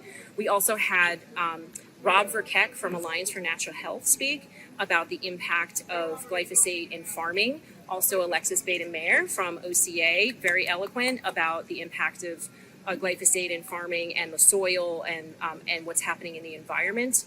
And that's devastating, guys. Like endangered species are being wiped out. Species are being wiped out because of the impact of glyphosate. The EPA said that was true. Yeah, the EPA themselves acknowledge over 90% of endangered species are harmed by glyphosate. Especially butterflies, right? Yes, especially butterflies. Pollinators. I mean, it's just devastating. We also had, let's see who else. We had Mark Dudla speak about the solutions. He's a regenerative organic farmer. He's one of our advisors for Neighborhood Food Network with Moms Across America. And his father died of cancer, and he was using Bayer chemicals on his crops. He was an agrochemical farmer. The father was a fourth generation. Mark is fifth generation farmer. Mark's son is a sixth generation farmer. And when his father got cancer, they got chemo drugs for him. And guess whose name was on the box of chemo drugs? Bayer. So the very same company that sold them the agrochemicals that made his father sick with cancer and died were the same company that sold them the chemo drugs that was supposed to make him better. Of course, it did not. And Mark came in and he was explaining to the EPA, because we presume that the EPA is going to argue, well, the farmers need this tool to desiccate. Like this is the way they do it. It would harm their profits. And he came in and he said, oh, no, actually, I use swather. We don't do chemical desiccation, and it's completely possible. Let's step back a few years. And a lot of them, actually was news to me that a lot of farmers still have swathers. Yeah. So they are able to do this. And so that was a really powerful contribution. The fact is, farmers do not need glyphosate or other toxic chemicals to farm. Farmers have been farming for thousands of years without these toxic chemicals, and when they do, there's more organic matter in the soil, which sequesters more carbon, which absorbs more water, which increases nutrient density. The plants are healthier, and there's less pests. When a plant is unhealthy, it will attract pests, right? When it's healthy, it doesn't attract as many pests. And they crowd out the weeds, right? They grow in a healthy way. So there's a lot of benefits to regenerative organic farming, and we're so glad to have Mark there. And we had some other people. And we had Christy Lewis from Quinn's Yes. Pretzels. I love their gluten-free, and I have to be gluten-free. And my pantry would not be fulfilled unless I had plenty of Quinn's. So I was so excited, and she's just an awesome speaker. And she's talking about the impact of these contaminants on their ability to sell their food, because Moms Across America and others do testing on these things. They're like, oh, this has glyphosate. Well, this is an example of a brand that is exceptional and so well-meaning and absolutely trying to support the regenerative farmer best she possibly can. So when you get results back, theirs were relatively low, but you get results back and it's like you're doing everything you can and you can't avoid it. Not good for business. So we had 100 brands sign a petition. Brands and retailers sign a petition to the EPA asking them to stop allowing glyphosate as a drying agent and other toxic chemicals, because it's now affecting business. And if you look at Bonza Pasta, our Bonza Pasta results, you'll see that. And then we had newcomer Natalie Delsid, who is a freshman at Harvard. And I'm so excited about her because I think she is going to take the world by storm on these issues. And she came in to talk about her own personal experience of having poor health and endocrine disruption and her health problems that she thought she was going to basically have to deal with the rest of her life. She was able to heal herself through eating organic food. And so now she's trying to change the cafeteria at Harvard to provide mostly organic food. She is on top of that. She was very compelling. And then we had Nicole Shanahan, former VP candidate with Bobby Kennedy. She came in, was a great closer. She's been a huge advocate for regenerative agriculture and is really like-minded. So it was wonderful to have her join as well. Really great. You all said she was one of the producers for Kiss the Ground? That's right. Producers for Kiss the Ground and Common Ground. Oh, yeah. Common Ground. Yeah, both. So great movie. If you want to know more about farming, please check out Common Ground. It's not just great because we're in it. It's also just a great movie. And a lot of facts. And one of the facts that it says in there, too, is that if farmers farmed like Rick Clark, who's featured in the movie, they would save $100 billion if every farmer switched over to regenerative farming in America. Because of not having to use as much inputs and because of better quality of the soil and all of that. So it's higher value products. Higher value products, more, and I am sure we could prove if Moms Across America had the funding, better nutrient density. And it's nutrients that are keeping our it's nutrients that have people make good decisions. Like, for instance, vitamin Bs are needed for the prefrontal cortex to develop properly and to reduce violence and erratic behavior. And I didn't get to talk to them about that so much, but we will follow up with them on that. There's been numerous studies, and for instance, a book called Food and Behavior, The Natural Connection by Barbara Reed Stitt, shows that when prisoners and parolees and serial killers, people like that, got proper supplementation and minerals, within 1 to 2 weeks, the acts of violence in the prison dropped 50 to 70%. And when they got whole healthy foods, none of that junk food and soda and all that, their recidivism rate switched. 70%, instead of coming back in, they went out and stayed out. And acts of violence across the board are being reported when people have proper vitamins and minerals in the food. So we really are pushing for nutrient density, and I just spoke at Soho. It's a SEMPA conference with 350 different brands and retailers, pushing that, like, look, you have an opportunity to focus on nutrient density. Safe, non-toxic, nutrient-dense food is what we need. I also feel like when someone's super rude and cuts me off, which is all the time, road rage in California right now, I'm like, oh my gosh, like I wish I could hand a magnesium and zinc supplement over to them, because I know what their blood test shows. Yeah. That kind of anger doesn't Or low vitamin B. Or low vitamin B. Omega-3s. Like, there are things, Completely particular deficient vitamins that affect the inability to regulate emotions. Aren't you guys seeing that reactivity is happening everywhere? So yeah, we are very interested in increasing nutrient density, and that would have to mean lowering the exposure to toxins, because things like glyphosate, she asked what it is, like, it's a chelator. It grabs onto and makes unavailable the vital nutrients of any living thing it touches. So what do we think it's doing in our plants? It's making those vitamins and minerals unavailable. It's also an endocrine disruptor, as she mentioned. And it's a carcinogen, and it causes neurotoxicity, nervous system damage, liver and kidney damage. It functions as an antimicrobial, and so it kills off the beneficial gut bacteria and allows for the proliferation of pathogenic gut bacteria. Probably does that in soil too, right? Yeah. Yeah, I'm pretty sure. Yes, it definitely does. So, so it functions in so many different ways. When people said, 12 years ago when we started doing this, that we shouldn't be reporting on Anthony Samsell and Stephanie Seneff's studies, because it's just so highly improbable that this one chemical would be connected to 40 different diseases. Like, in email threads, they actually called them Looney Tunes, and they told people not to work with Moms Across America because we work with Looney Tunes. Like, that whole thing got very shunned. Well, it turns out that the work that Stephanie Seneff is producing now is showing that she's right. She knew. So yeah, she knew all along. She stood her ground. Yes, I'm right. So, but she's very humble about it. She would never. I don't mean to make it out like that, but when you meet her and you talk to her and you hear what she's actually talking about, that's so scientifically accurate. Yes, you just can't deny what she's saying. So hopefully her time is coming where people believe it. Yeah, and we'll continue to share information that supports transforming the food industry and health in America and beyond. That's what I'm committed to, and I would like to empower, my personal goal is to empower community leaders to be global game changers. So if you want to be a part of changing this whole game of corporations taking over our food supply and benefiting, right, getting money from you getting sick, if you want to stop that, the number one thing to do is to opt out of that whole system. Eat organic, whole, healthy foods.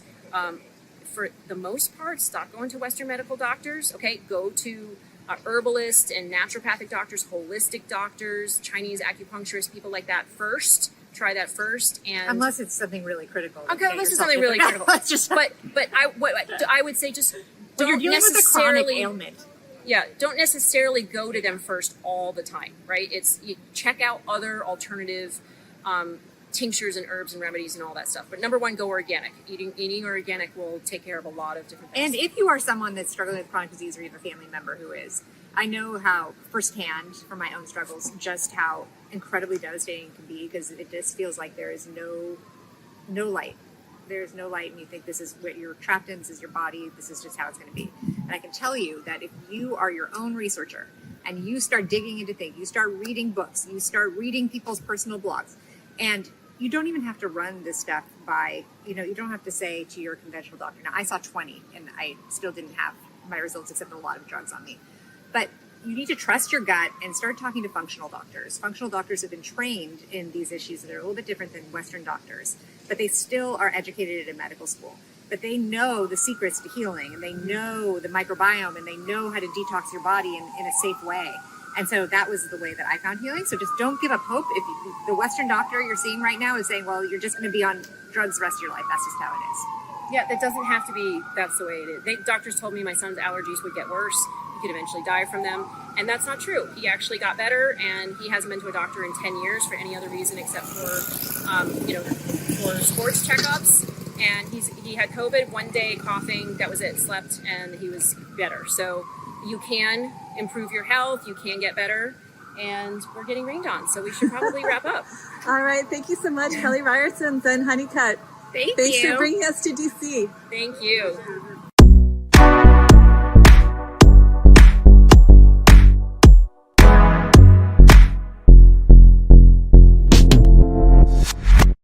Our next talk is with Dr. Stephanie Seneff.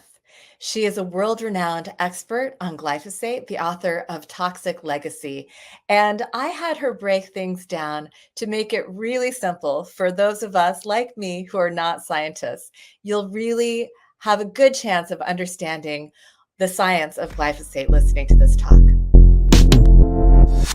Hello and welcome. Happy World Food Day. I have the absolute best guest for you today to learn all about how glyphosate harms our health and harms our environment. My guest is Dr. Stephanie Seneff. Dr. Stephanie Seneff is a senior research scientist at MIT's Computer Science and Artificial Intelligence Laboratory. She has a bachelor's degree in biology with a minor in food and nutrition. And so that explains why she understands these things so deeply, even though she spent her career in electrical engineering and computer science, which is what she has her PhD in. She's done her entire career, including her education at MIT, and she has written a very important book. It's called Toxic Legacy: How the Weed Killer Glyphosate is Destroying Our Health and Our Environment. And this book really made it to the mainstream.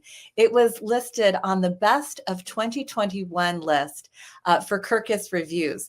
So the word is getting out, and I'm so happy to have this opportunity to pick Dr. Seneff's brain about glyphosate. Welcome, Dr. Seneff. Great to be here. Thank you.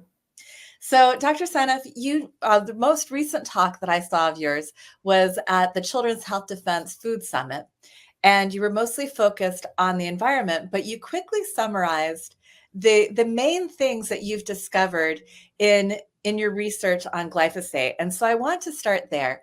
The first is that you were looking for things that impacted autism, things in our environment that might be possible causes of autism. I'm sure you found many, but glyphosate is one of them. And what you learned is that it disrupts the sulfate process in the body. So can you start real simply with what is sulfate? Okay, that's a place to start. Sulfate is overlooked, I must say, in the literature. There are papers about it, but not enough. And sulfate is a very important anion, a negatively charged molecule. It has a sulfur atom, and it's surrounded by 4 oxygen atoms. So sulfur and oxygen combined with a negative charge. And it populates the entire body. It actually is extremely important for transporting lipid-soluble molecules. And there are many lipid-soluble molecules that are very important in health, such as, for example, cholesterol and vitamin D and all the hormones, the sex hormones, and these aromatic amino acids and things like polyphenols. So there's all these different molecules, and also, of course, toxic metabolites that are fat soluble. So one of the things sulfate does is to make those toxic metabolites water soluble so they can be shipped through the blood and out through the kidneys. So you have a hard time getting rid of fat soluble. So molecules that are toxic that are not soluble in water, it makes them soluble in water. And of course, with cholesterol, it adds a sulfate to cholesterol, making it soluble in water, making it able to go out through the bloodstream. And actually, the cholesterol sulfate goes into the membranes of the lipid particles, which is LDL, HDL. You hear about high LDL, you get on a statin drug. If the LDL molecule has sulfate sticking out around it because of the cholesterol sulfate, it protects it. The sulfate forms a gel. It turns the water into gel, and it protects the LDL particle from damage from sugar and from damage from fat. From sugar and from oxygen. And that is actually what makes the LDL toxic, and that's what ends up causing heart disease. So actually, heart disease, I think, is a sulfate deficiency problem. And autism is too, I'm sure of that. So that might be enough to say for now. That one gets a bit, but also, of course, glyphosate suppresses many of the enzymes that are involved in the sulfate metabolism. So it disrupts the whole sulfate system. It prevents you from sulfating things, which means you're going to have much more toxic effect from fat-soluble toxins, for one thing. And of course, also cholesterol and vitamin D. It's harder to distribute them throughout the body. And so can it get into the brain? Can it make these toxins go into the brain? Well, the sulfate is what protects you, right? So when there isn't enough sulfate, then those toxins become much more problematic in the brain. And in fact, when you have pathogens growing in the gut, they release toxic metabolites that need to be sulfated. And if they can't be sulfated, they can become toxic in the brain. All right. The gut-brain axis, a very important aspect of autism. So now that you figured that out, are there things that people can do to increase that natural process of a do you say sulfitation? Sulfation, yeah, sulfation. Sulfation. And, yeah, so right. Well, the most important thing to do is to get rid of the glyphosate, because I think the glyphosate's a major player in disrupting it. And I want to add that it's interesting with autism because they have these mice that are autistic, and they make these mouse models of autism. And they have been found in multiple studies that the mice that have autism have deficient heparin sulfate in the brain ventricles. And autistic humans do too. They've looked post-mortem, deficient heparin sulfate in the brain ventricles. And they've also seen deficient activity of an enzyme that sulfates polyphenols in the gut. There's a recent paper that talks about this with respect to autism.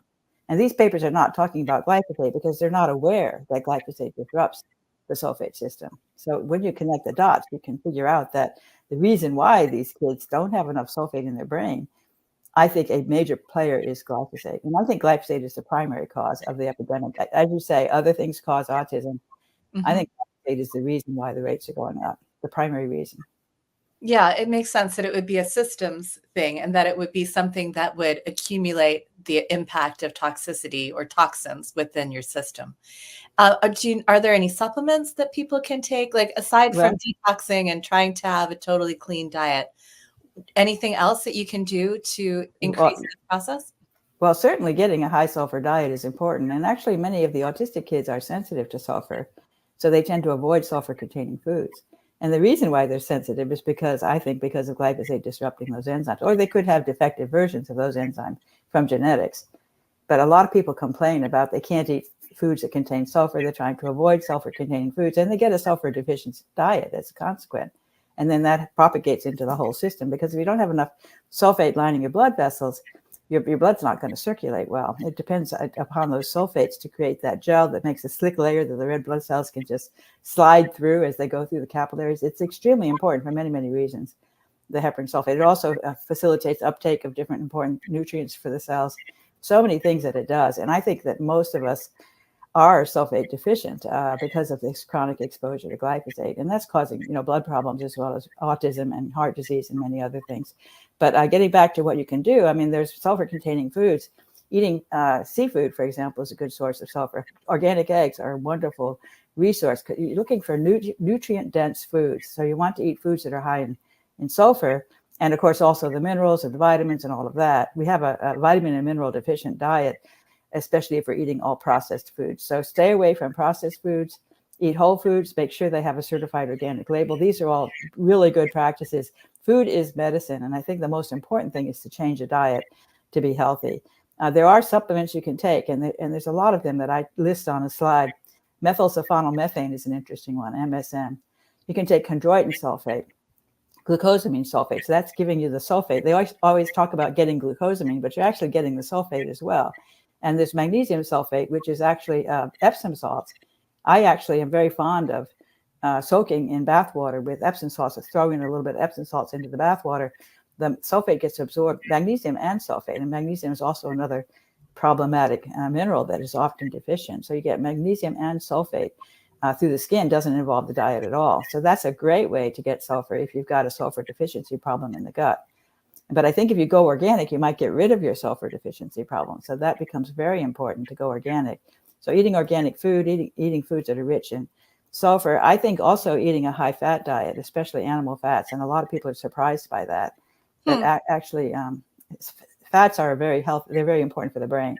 The brain actually has much more cholesterol compared to its weight than the rest of the body. The brain has a lot of cholesterol, and it's really important for the neurons, for their neurotransmission processes to work correctly. So cholesterol deficiency actually is could be a causal factor in autism. If kids are eating a diet that is very low in fat, it's not good for autism. You want to eat a high fat diet, especially animal-based foods, and also seafood. Seafood is incredibly healthy.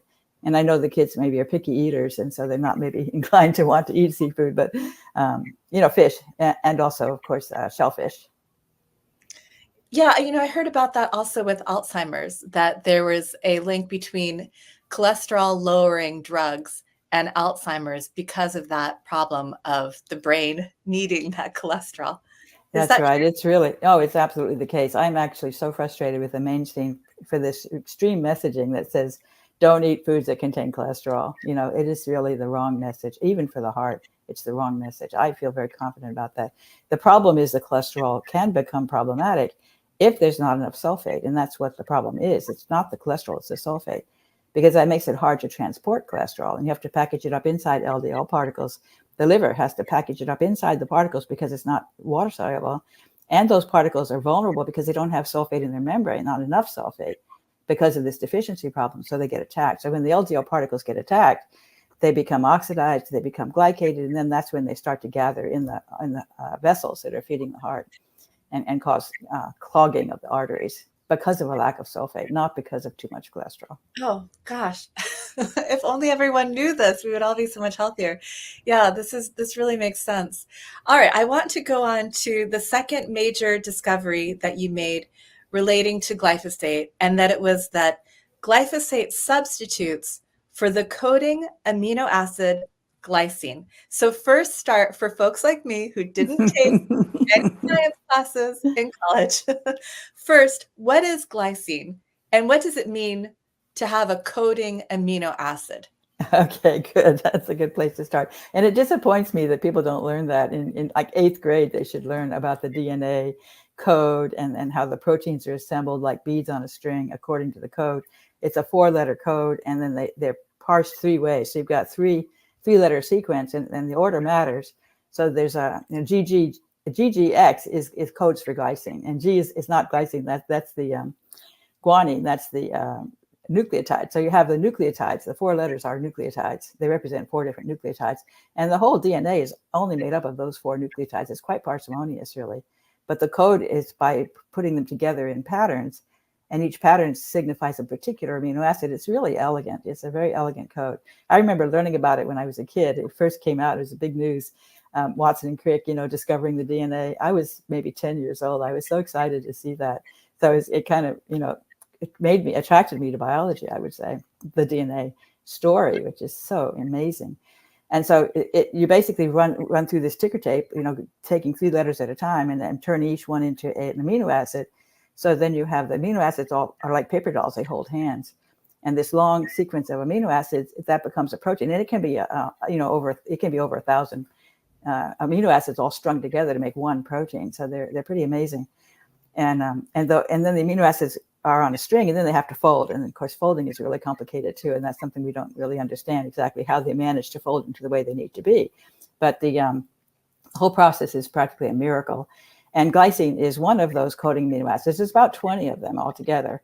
And also the aromatics are 3 of them. Those come out of the shikimate pathway, which glyphosate famously disrupts. So we get deficiencies in those as well.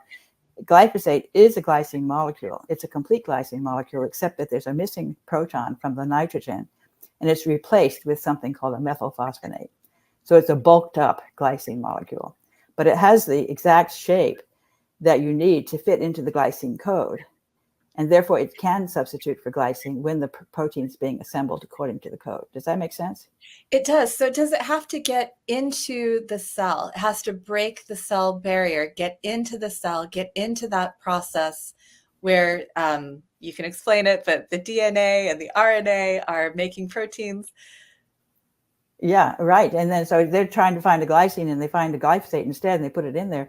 As long as there's room, of course, if it has bulky amino acids on both sides, it probably won't fit because it's got that extra methylphosphonate. But if the neighbors are small, then it can fit its methylphosphonate and stick it sort of into the space. And often it occupies the space that the substrate is supposed to fit into. So it blocks the substrate. So it messes up the protein. This is exactly what happens with EPSP synthase. That's the famous protein that gets disrupted by glyphosate in the plants. That's what kills the weeds. That's well known.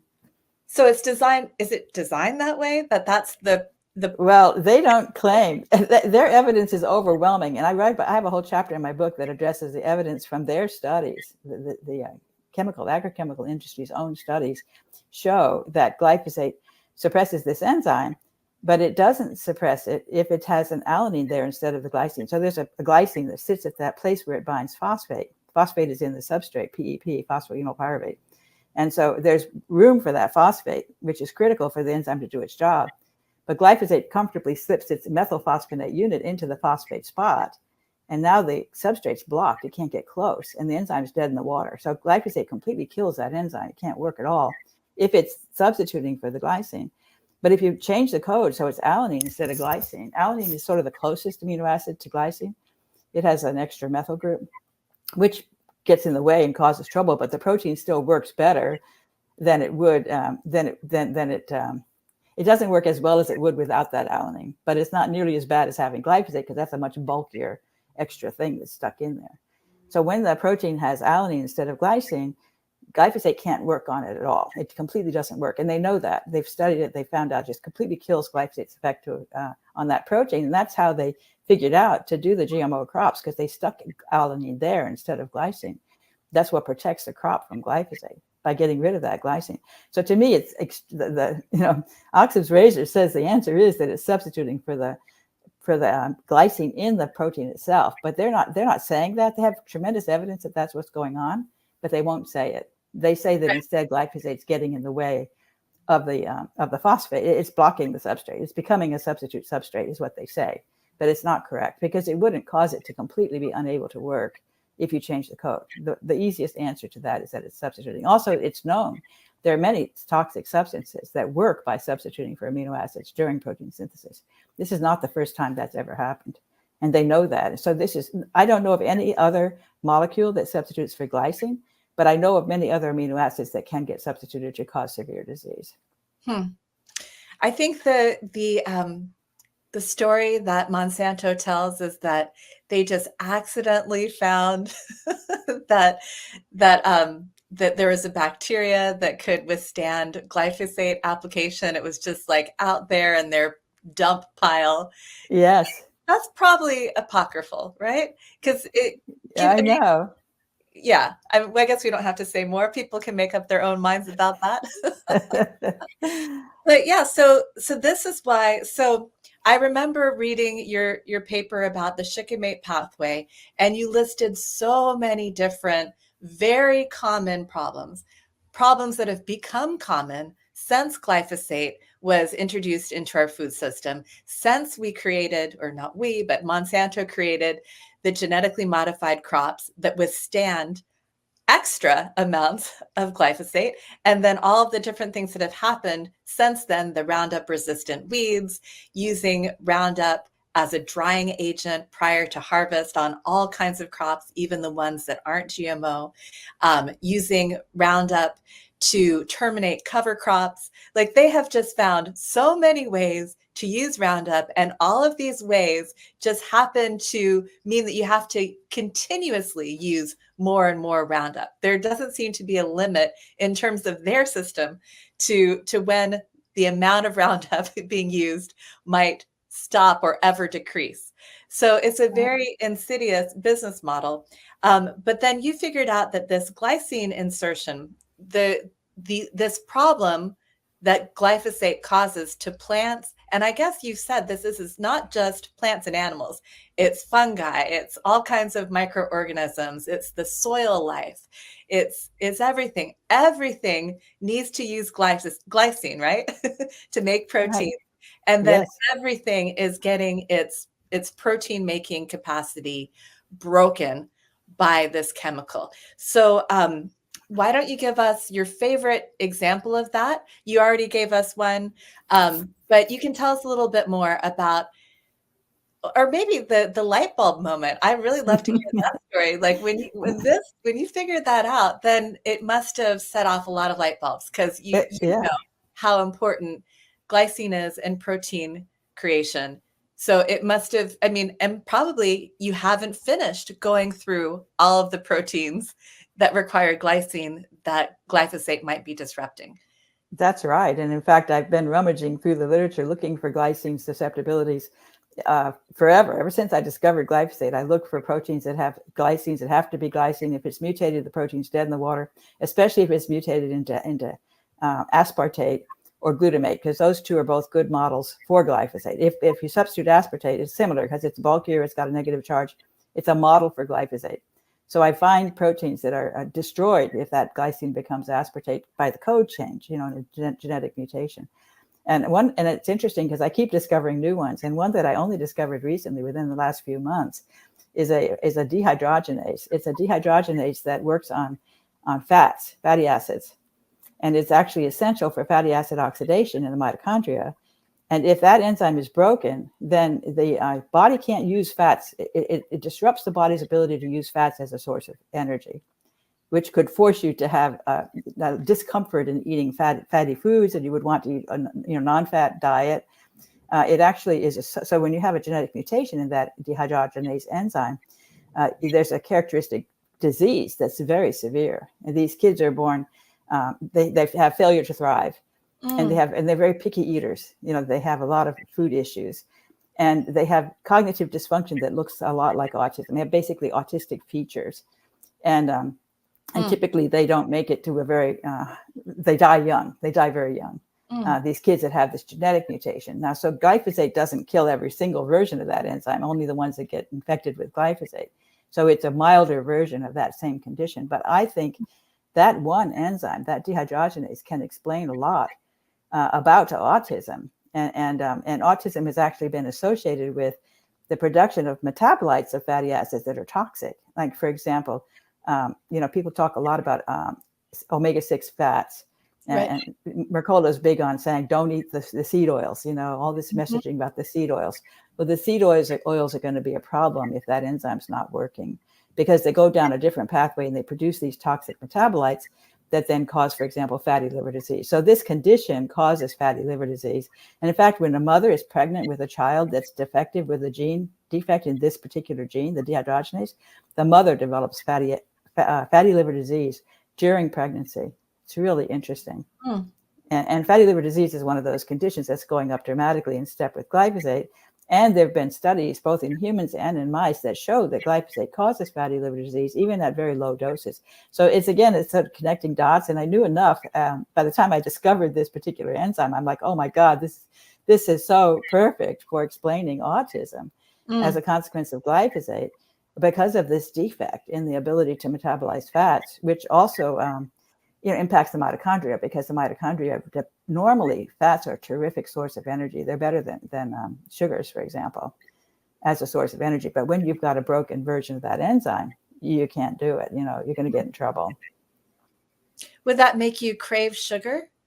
Probably. It would make you not like to eat fatty foods and to enjoy and to eat more sugar, because the sugar is going to substitute. Sugar can go through the mitochondria, no problem, but the fats can't. So fats are, they're a high energy food. You probably know that.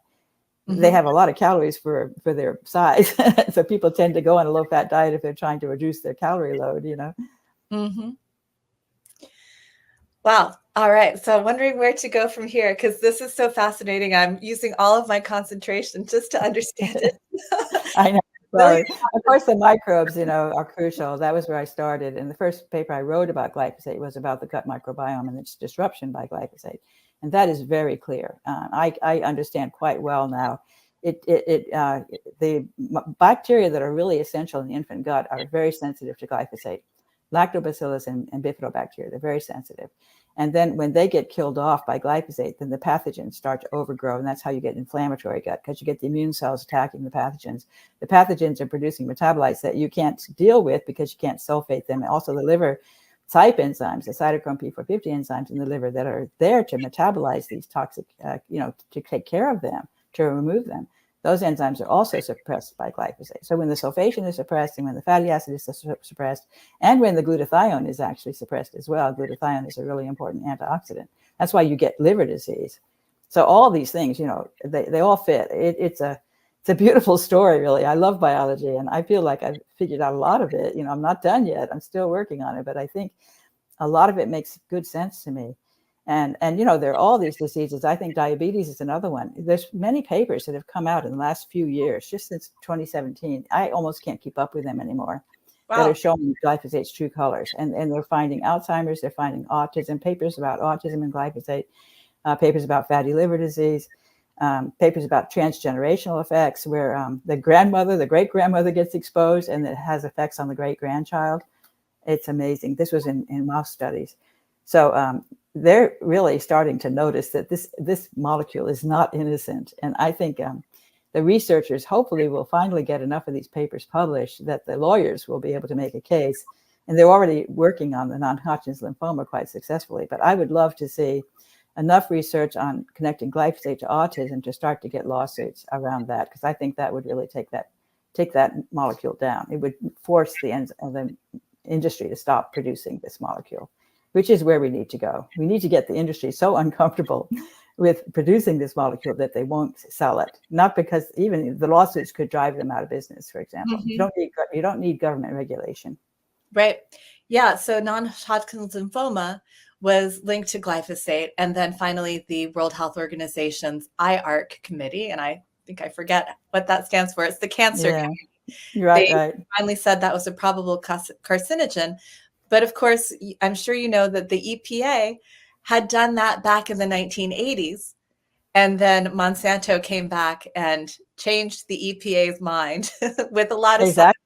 They managed to get EPA to decide it's not a carcinogen. Mm-hmm. And the EPA is sticking to that message. And now other countries are using the EPA as an example to say they think glyphosate's fine too. So we're getting, I don't know if you know what's going on right now, but both Australia and individual states in this country are trying to pass laws that would basically make glyphosate like the vaccines. It is so essential. We can't live without it. And therefore, we can't allow these people who get non-Hodgkin's lymphoma to sue the industry. Right. That is so awful. I mean, that's the direction they're headed. And it just breaks my heart because I thought it looked pretty hopeless for them to me, but they always find a way, Yeah, they're looking to the Farm Bill for this, and they've got their language in there, their preemption language that would lock the EPA into the decisions the EPA has already made because of Monsanto's bullying, because of Monsanto's fake science. And then once it's EPA, it's even Australia, by example. They say, oh, well, the EPA thinks it's fine, so we do too, So EPA is a powerful influencer on the rest of the world to say, oh, yeah, this chemical is great. We don't need to worry about it. And meanwhile, people are getting so sick, Yeah. Well, I'm kind of surprised that Europe didn't do something a whole lot different. It looked they like tried. Going to. And I guess because Europe is centralized, it does make it a little bit easier for Monsanto to lobby now the European Union and the European Commission and their regulatory system at the Europe level. That's exactly what they do. They disenfranchise the bottom and they control the top. That's the whole game. Even beyond the country level, right? These international agreements. So they've learned how to focus all the power and then give them so much money that they can't say no, right? It's basically, okay, your chemical's awesome, It really frustrates me. And of course, it's also because its method of toxicity is subtle and it takes time. It's a slow kill because it's just mucking up all of those proteins and just causing you to feel generally, unhealthy. But it doesn't just knock you out. It's not like a poison to the way a lot of other things it'd be more obvious that there was a problem. Right. It's subtle. And that's a huge problem because it's harder to prove. Yeah. I mean, non-Hodgkin lymphoma takes 20 years sometimes to show up. So it's really amazing that with that lead or that lag time, that the science became so clear on that, which is kind of scary because then, it's like not everyone is Dr. Stephanie Seneff. Not everyone is digging into these things and seeing the breadth of the toxicity in the body. But thank goodness that you have, because your information at least can save individual lives. You know, people who hear this, who understand the necessity of eating organic, especially for their children, who have autism spectrum symptoms. You're saving lives, and you have been for a long time. I'm just so grateful to you for everything that you've done. You wrote Toxic Legacy. Do you have a plan for putting together? I know you're doing research every day. I would love to. I would love to write a book on deuterium, and I'm hoping someday I'll have time to do that. And we can. That's a topic for another day. But Okay. Glyphosate. Yeah, that's a very exciting space for me right now. And I have done several podcast interviews and also presentations around deuterium. That's my main focus right now. It's so fascinating. It has to do with dehydrogenases as well. So we talked about that one dehydrogenase, but glyphosate suppresses multiple dehydrogenases. I think that may be its biggest problem. And dehydrogenases are essential for maintaining low deuterium in the mitochondria. So that's a whole story we could do in another podcast interview, but I'll just give you that. Well, yeah, I guess I should just, because I'm not ready to ask you questions about that one yet. But right. You did have some interesting things to say at the CHD Food Summit. You gave an entire presentation on the environmental impact of glyphosate. That's right. And you talked about how the same protein production problem that glyphosate causes by inserting itself where a real protein or piece of protein needs to be.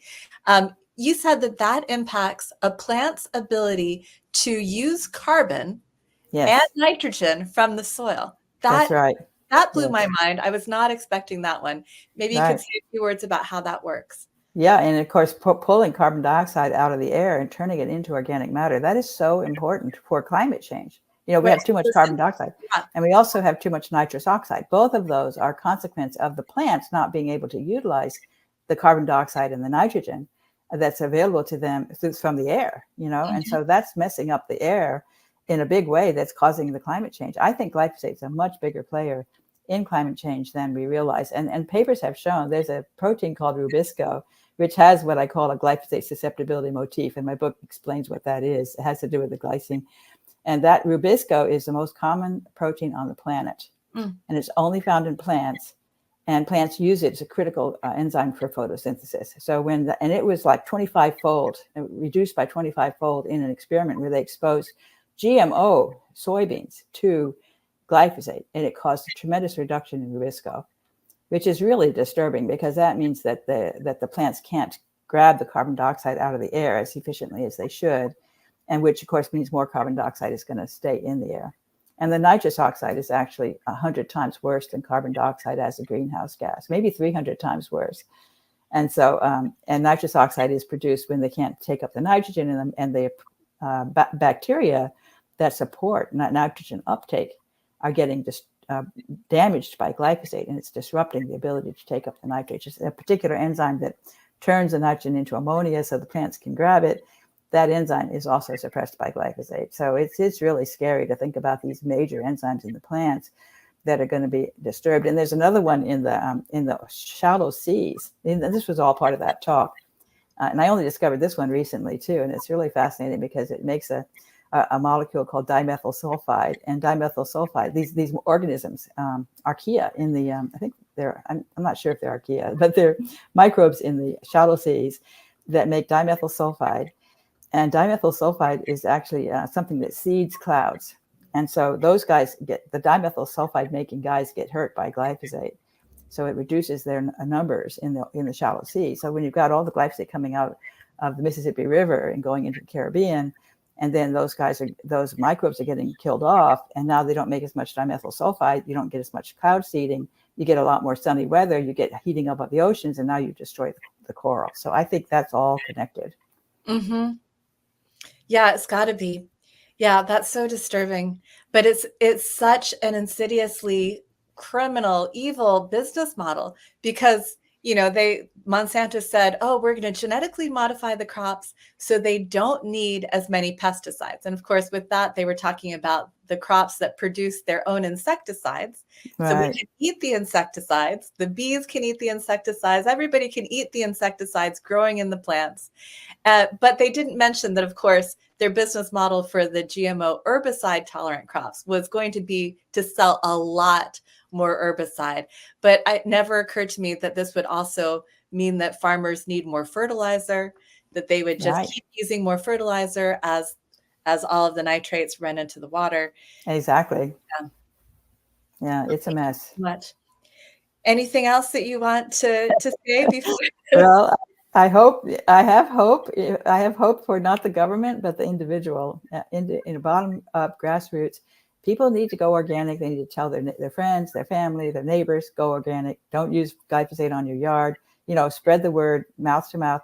I think if we can get the population educated on the importance of getting rid of this chemical, then I think we can really make a difference. We don't need the government. I mean, the government, it doesn't look like it's going to come through. So forget them, do it on our own, and we can do that. And if we refuse to buy the food, they won't make it. Mm-hmm. Yeah. And the way you've dug into this creates so many interesting stories to share with friends and family. You don't have to just be a nag and say it's bad for you. You can share all of this fascinating science. So you seem to have fun learning all these. Oh, I do. I love my job. I pinch myself. I can't believe I'm so lucky. I get paid to just spend all my time studying glyphosate. It's great. Yeah. I appreciate my sponsor. Well, thank you so much for everything. Thank you.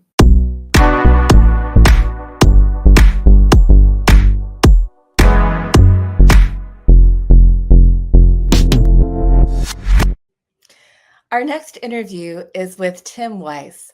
He's been following what's happening in the United States and Mexico, the battle over whether Mexico has to accept the United States glyphosate-drenched, genetically modified corn.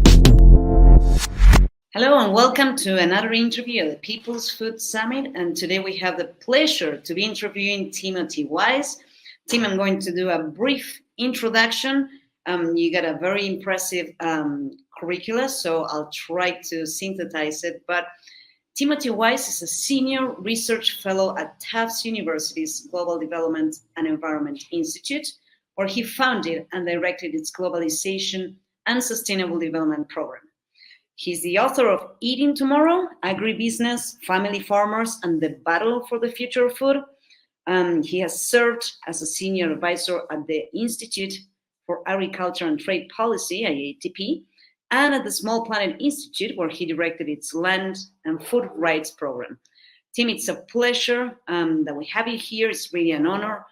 You're so savvy and know so much about this issue, and it's really an amazing perspective to be able to have such a cross-border view as you bring to this topic. So thank you, and we would love to hear from you. It's a real honor to be joining you all. So, Tim, as you have extensive experience with all the controversy around GMO corn, and we've been interviewing other people on this same topic, on this same issue, but we wanted to hear from you with your perspective as a researcher from the US. What's your opinion? You've been following this a lot. Our audience is very familiar with it. What's your opinion? What are some of the remarks and more important parts of this controversy? It's such an important step that Mexico has taken to challenge, to defend its native varieties of maize, and to try to improve the quality of its and safety of its food, particularly its tortillas and other products made from corn. I think the importance of this of Mexico defending itself in this very brazen challenge by the United States to Mexico's policies is that the United States government went into the conflict saying Mexico had no science to back up its claims, that GM corn and glyphosate residues would be unsafe for Mexicans to eat. And Mexico has shown that the exact opposite is true, that the United States does not have the science to guarantee that the corn it is exporting, the GM corn it is exporting with glyphosate residues, is safe to eat, particularly in the way Mexicans eat that corn. 10 times as much corn as we eat in the United States in minimally processed forms, like tortillas. Mexico has shown that the U.S. regulatory system is corrupted by industry finance and interests. It has shown that U.S. regulatory decisions are based on science that is out of date. Mexico has brought a lot of new science to the table in this dispute, in its filings in the dispute. And the U.S. has had really no response. It's ignored most of the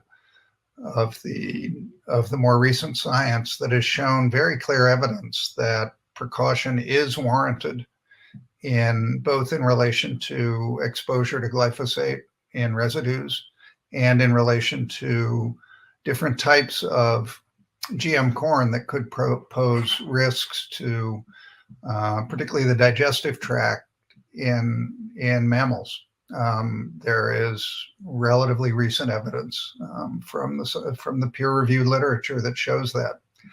And instead of taking that science seriously, the U.S. government has either dismissed it out of hand or ignored it and just reverted to old assertions that GM corn and glyphosate are safe to eat. And that's just not true. So the importance of that struggle, of Mexico standing up to the U.S. and doing so in with such a robust defense, is really an inspiration and something that's as important for U.S. consumers as it is for Mexican consumers, because we truly don't know what we're eating here either. Thank you, Tim. And absolutely, this is equally as important for U.S. consumers as for Mexican consumers as well. Now, you point out something very important when it comes down to consumption, which is, culturally speaking, it's so relevant, corn, to Mexican diet. One, because it's the center of origin, but also because there's direct consumption. Do you think that besides all the corporate pressures that we see on the U.S. position in this case, there's also some sort of cultural disconnection there between Mexico and the U.S.? Is that not considered at all? That, I'm sure that is a part of the disconnect here, but I honestly think corporate capture of the U.S. regulatory system and actually of the commodity groups that speak as if they are speaking for all farmers in the United States as well. The U.S. government has, and the biotech industry have very much dominate those trade associations, the National Corn Farmers Association, et cetera. And so they act like they are speaking for all the farmers, when in fact Mexico's restrictions on GM corn could be a benefit for U.S. farmers, and certainly for U.S. consumers. This is what I've written with my background as an economist, is that Mexico's restrictions affect so few farmers at this point, just exporters of GM white corn to the tortilla industry, that it would be very easy for farmers who want to continue to export to the tortilla industry to simply shift to non-GM corn in the U.S. And they could earn a 5 or up to a 20% premium price for that at a time when corn prices internationally are falling dramatically. So the argument that they are harmed by Mexico's policies is just false. they could be actually benefiting from those policies. And if that in turn had provoked a greater market and demand in the US for non-GM corn, that would be a benefit to all of us here. As I said, we really don't know what we're eating. And the evidence every day, some new study comes out that shows another risk of glyphosate, another risk of consuming ultra-processed foods. And the U.S. has not taken a precautionary approach in its regulatory process. It has rushed products to market and sped the regulatory process to allow companies to get their products to market without adequate safeguards. We would all benefit from those safeguards, and I'm hoping Mexico's strong defense and impressive research from CONACYT, the National Science Agency, has been really, really important. And I'm hoping that we can bring that to light and bring it into the discussion in the United States of food safety. Thank you, Tim. Absolutely. There's a robust, body of evidence of the harms of pesticides. CONACYT has done a great job about that. And I wanted to ask you, you mentioned in the beginning of this conversation, there's an argument of the lack of science from Mexico and all this. But, there was the panel actually asked about 10 NGOs and experts from Mexico to present arguments and to present cases on why there's a harm to health. There's also a lack of cultural disconnect, but there's also as well a robust body of evidence on why the corn dispute should be favorable to Mexico. Were you, as part of IATP, involved in those conversations? And maybe if you could tell the audience a little bit more on how the panel was formed and what that process was all about? Sure. The dispute panel is a three-member set of arbitrators who were nominated, suggested by each of the countries, and ultimately agreed by each of the countries. They tend to be trade lawyers, not scientists, so this is a challenging case for them. There's a process in which non-governmental organizations can solicit the opportunity to contribute formal comments. And I think in the end, 9 NGOs were invited to submit those comments, 5 of them Mexican and 4 from the US. Excuse me. Canadian organizations also asked to submit, but in the end were initially accepted and then rejected on the basis that they were Canadian, and so they were direct parties to the dispute. A decision that was controversial and excluded some important perspectives from Canada. But the Institute for Agriculture and Trade Policy submitted comments on the indigenous rights question. One of the important contributions of the renegotiation of the North American Free Trade Agreement that produced the US-Mexico-Canada Agreement, it's the current trade agreement, is that it included an indigenous rights provision that said that even if there is a violation of the other terms of the trade agreement, that is allowable if it is to protect indigenous rights. Excuse me. The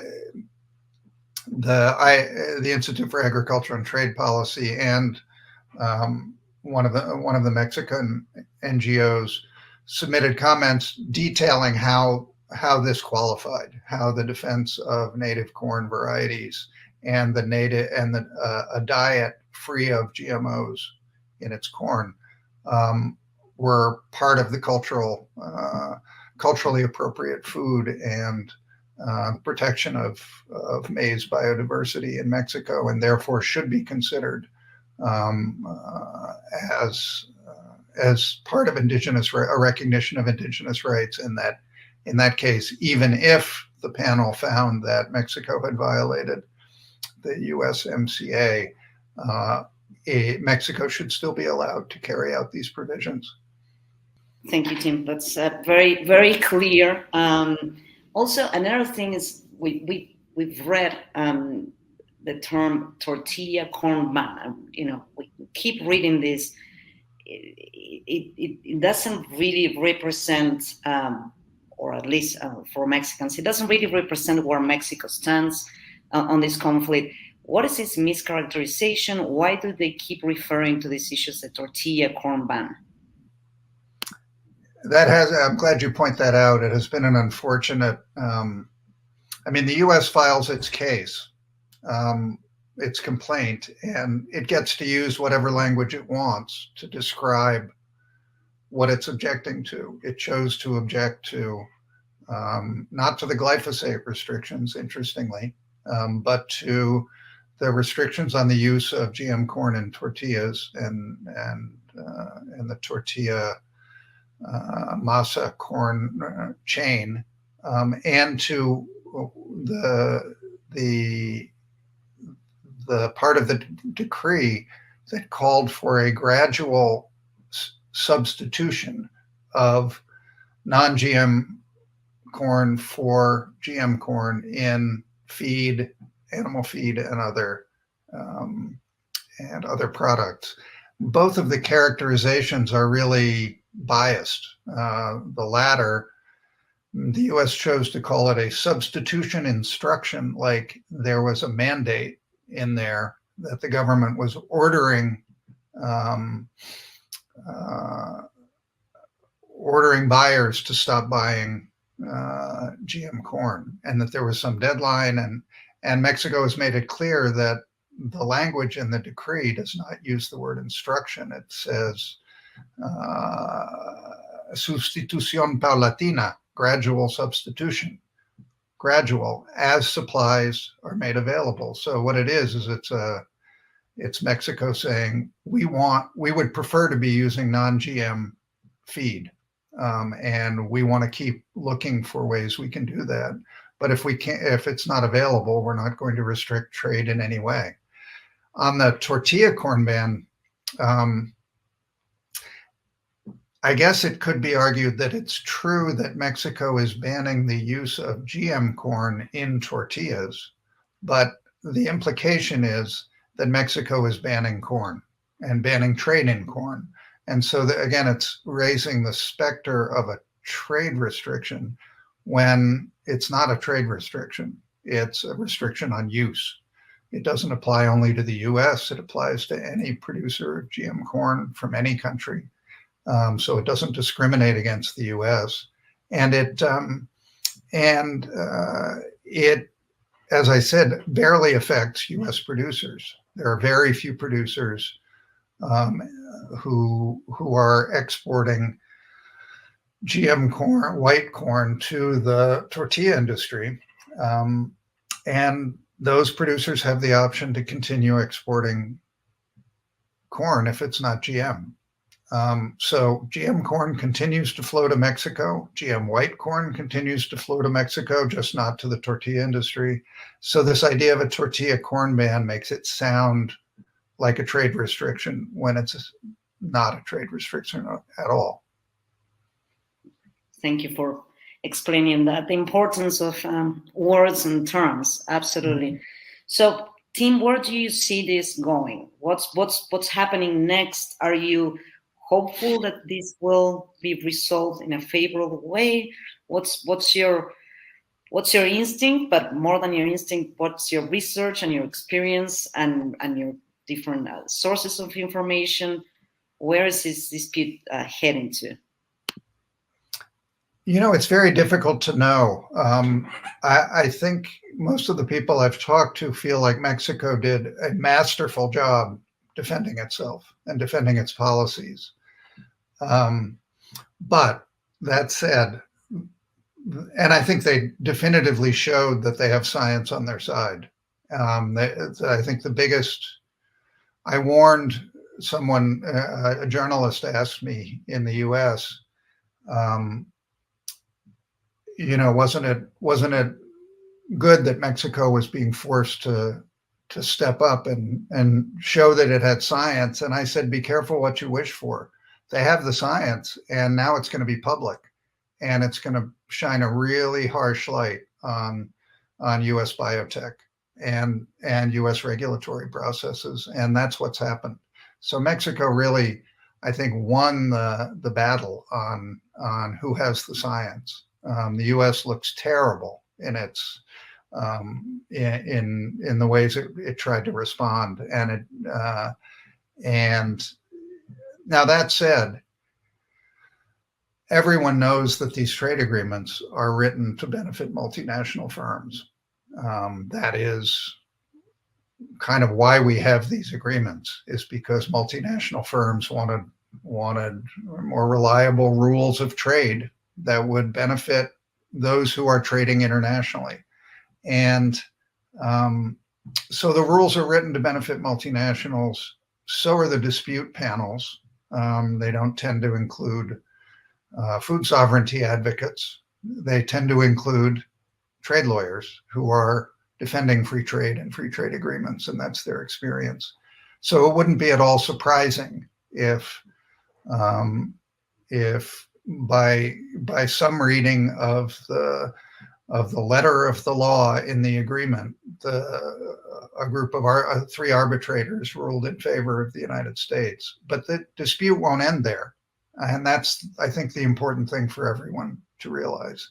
I think that will show that the trade agreement itself has very little legitimacy if a powerful country like the U.S. can take a domestic measure taken by Mexico that does not have a big trade impact, and use the trade agreement to try to stop that domestic policy.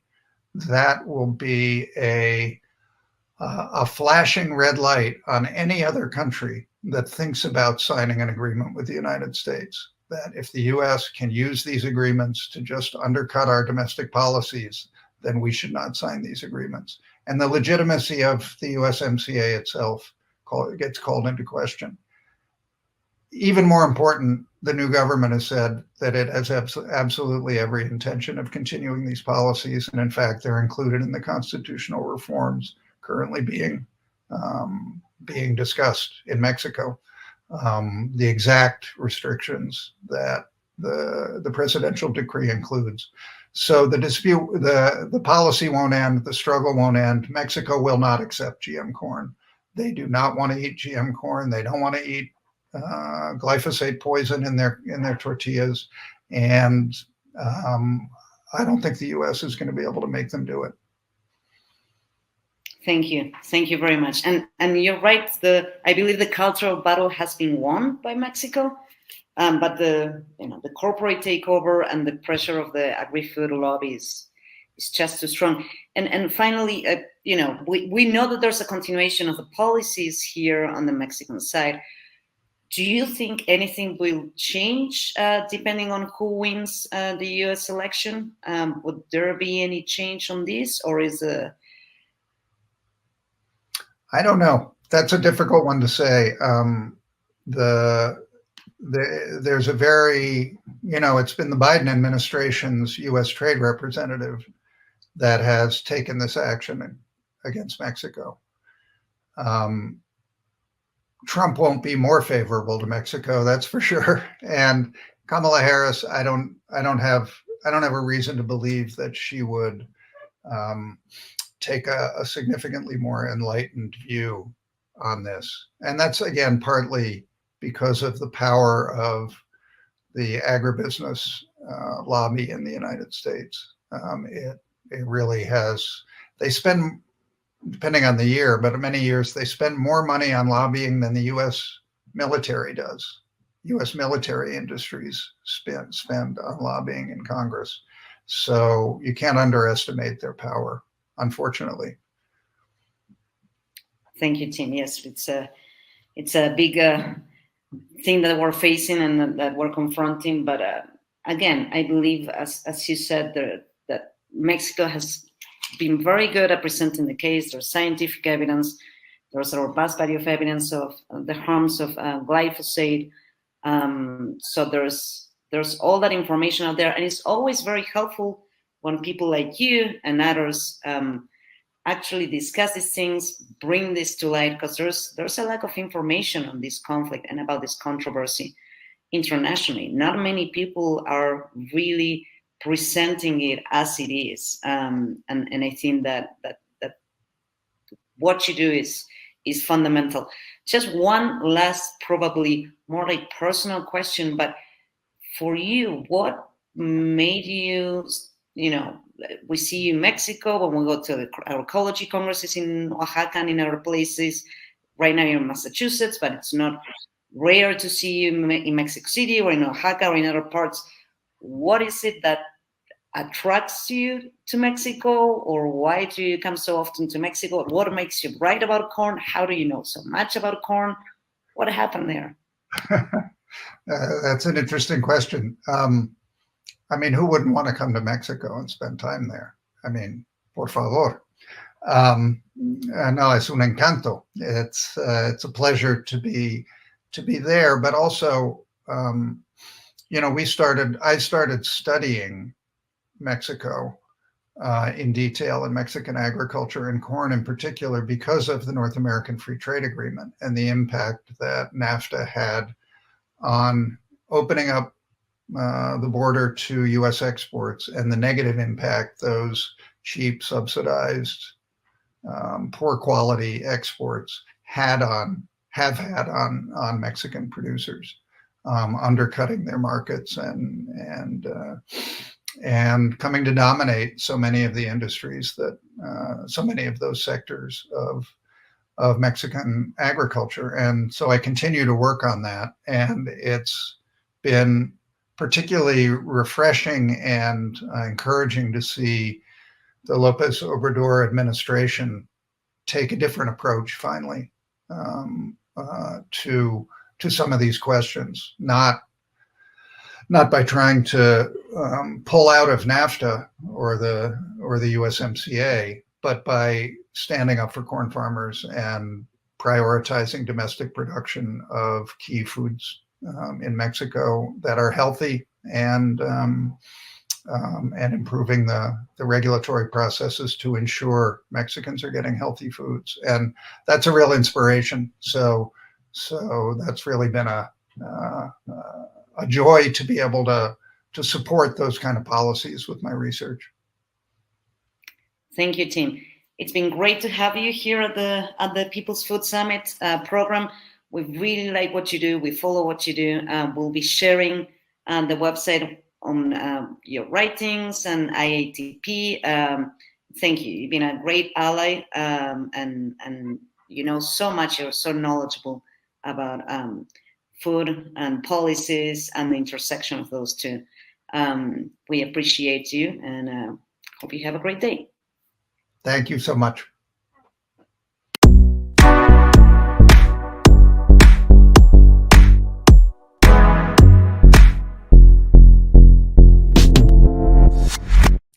Thank you so much for watching the U.S. program of the People's World Food Summit, and let's stick with it. Let's go on now to Latin America.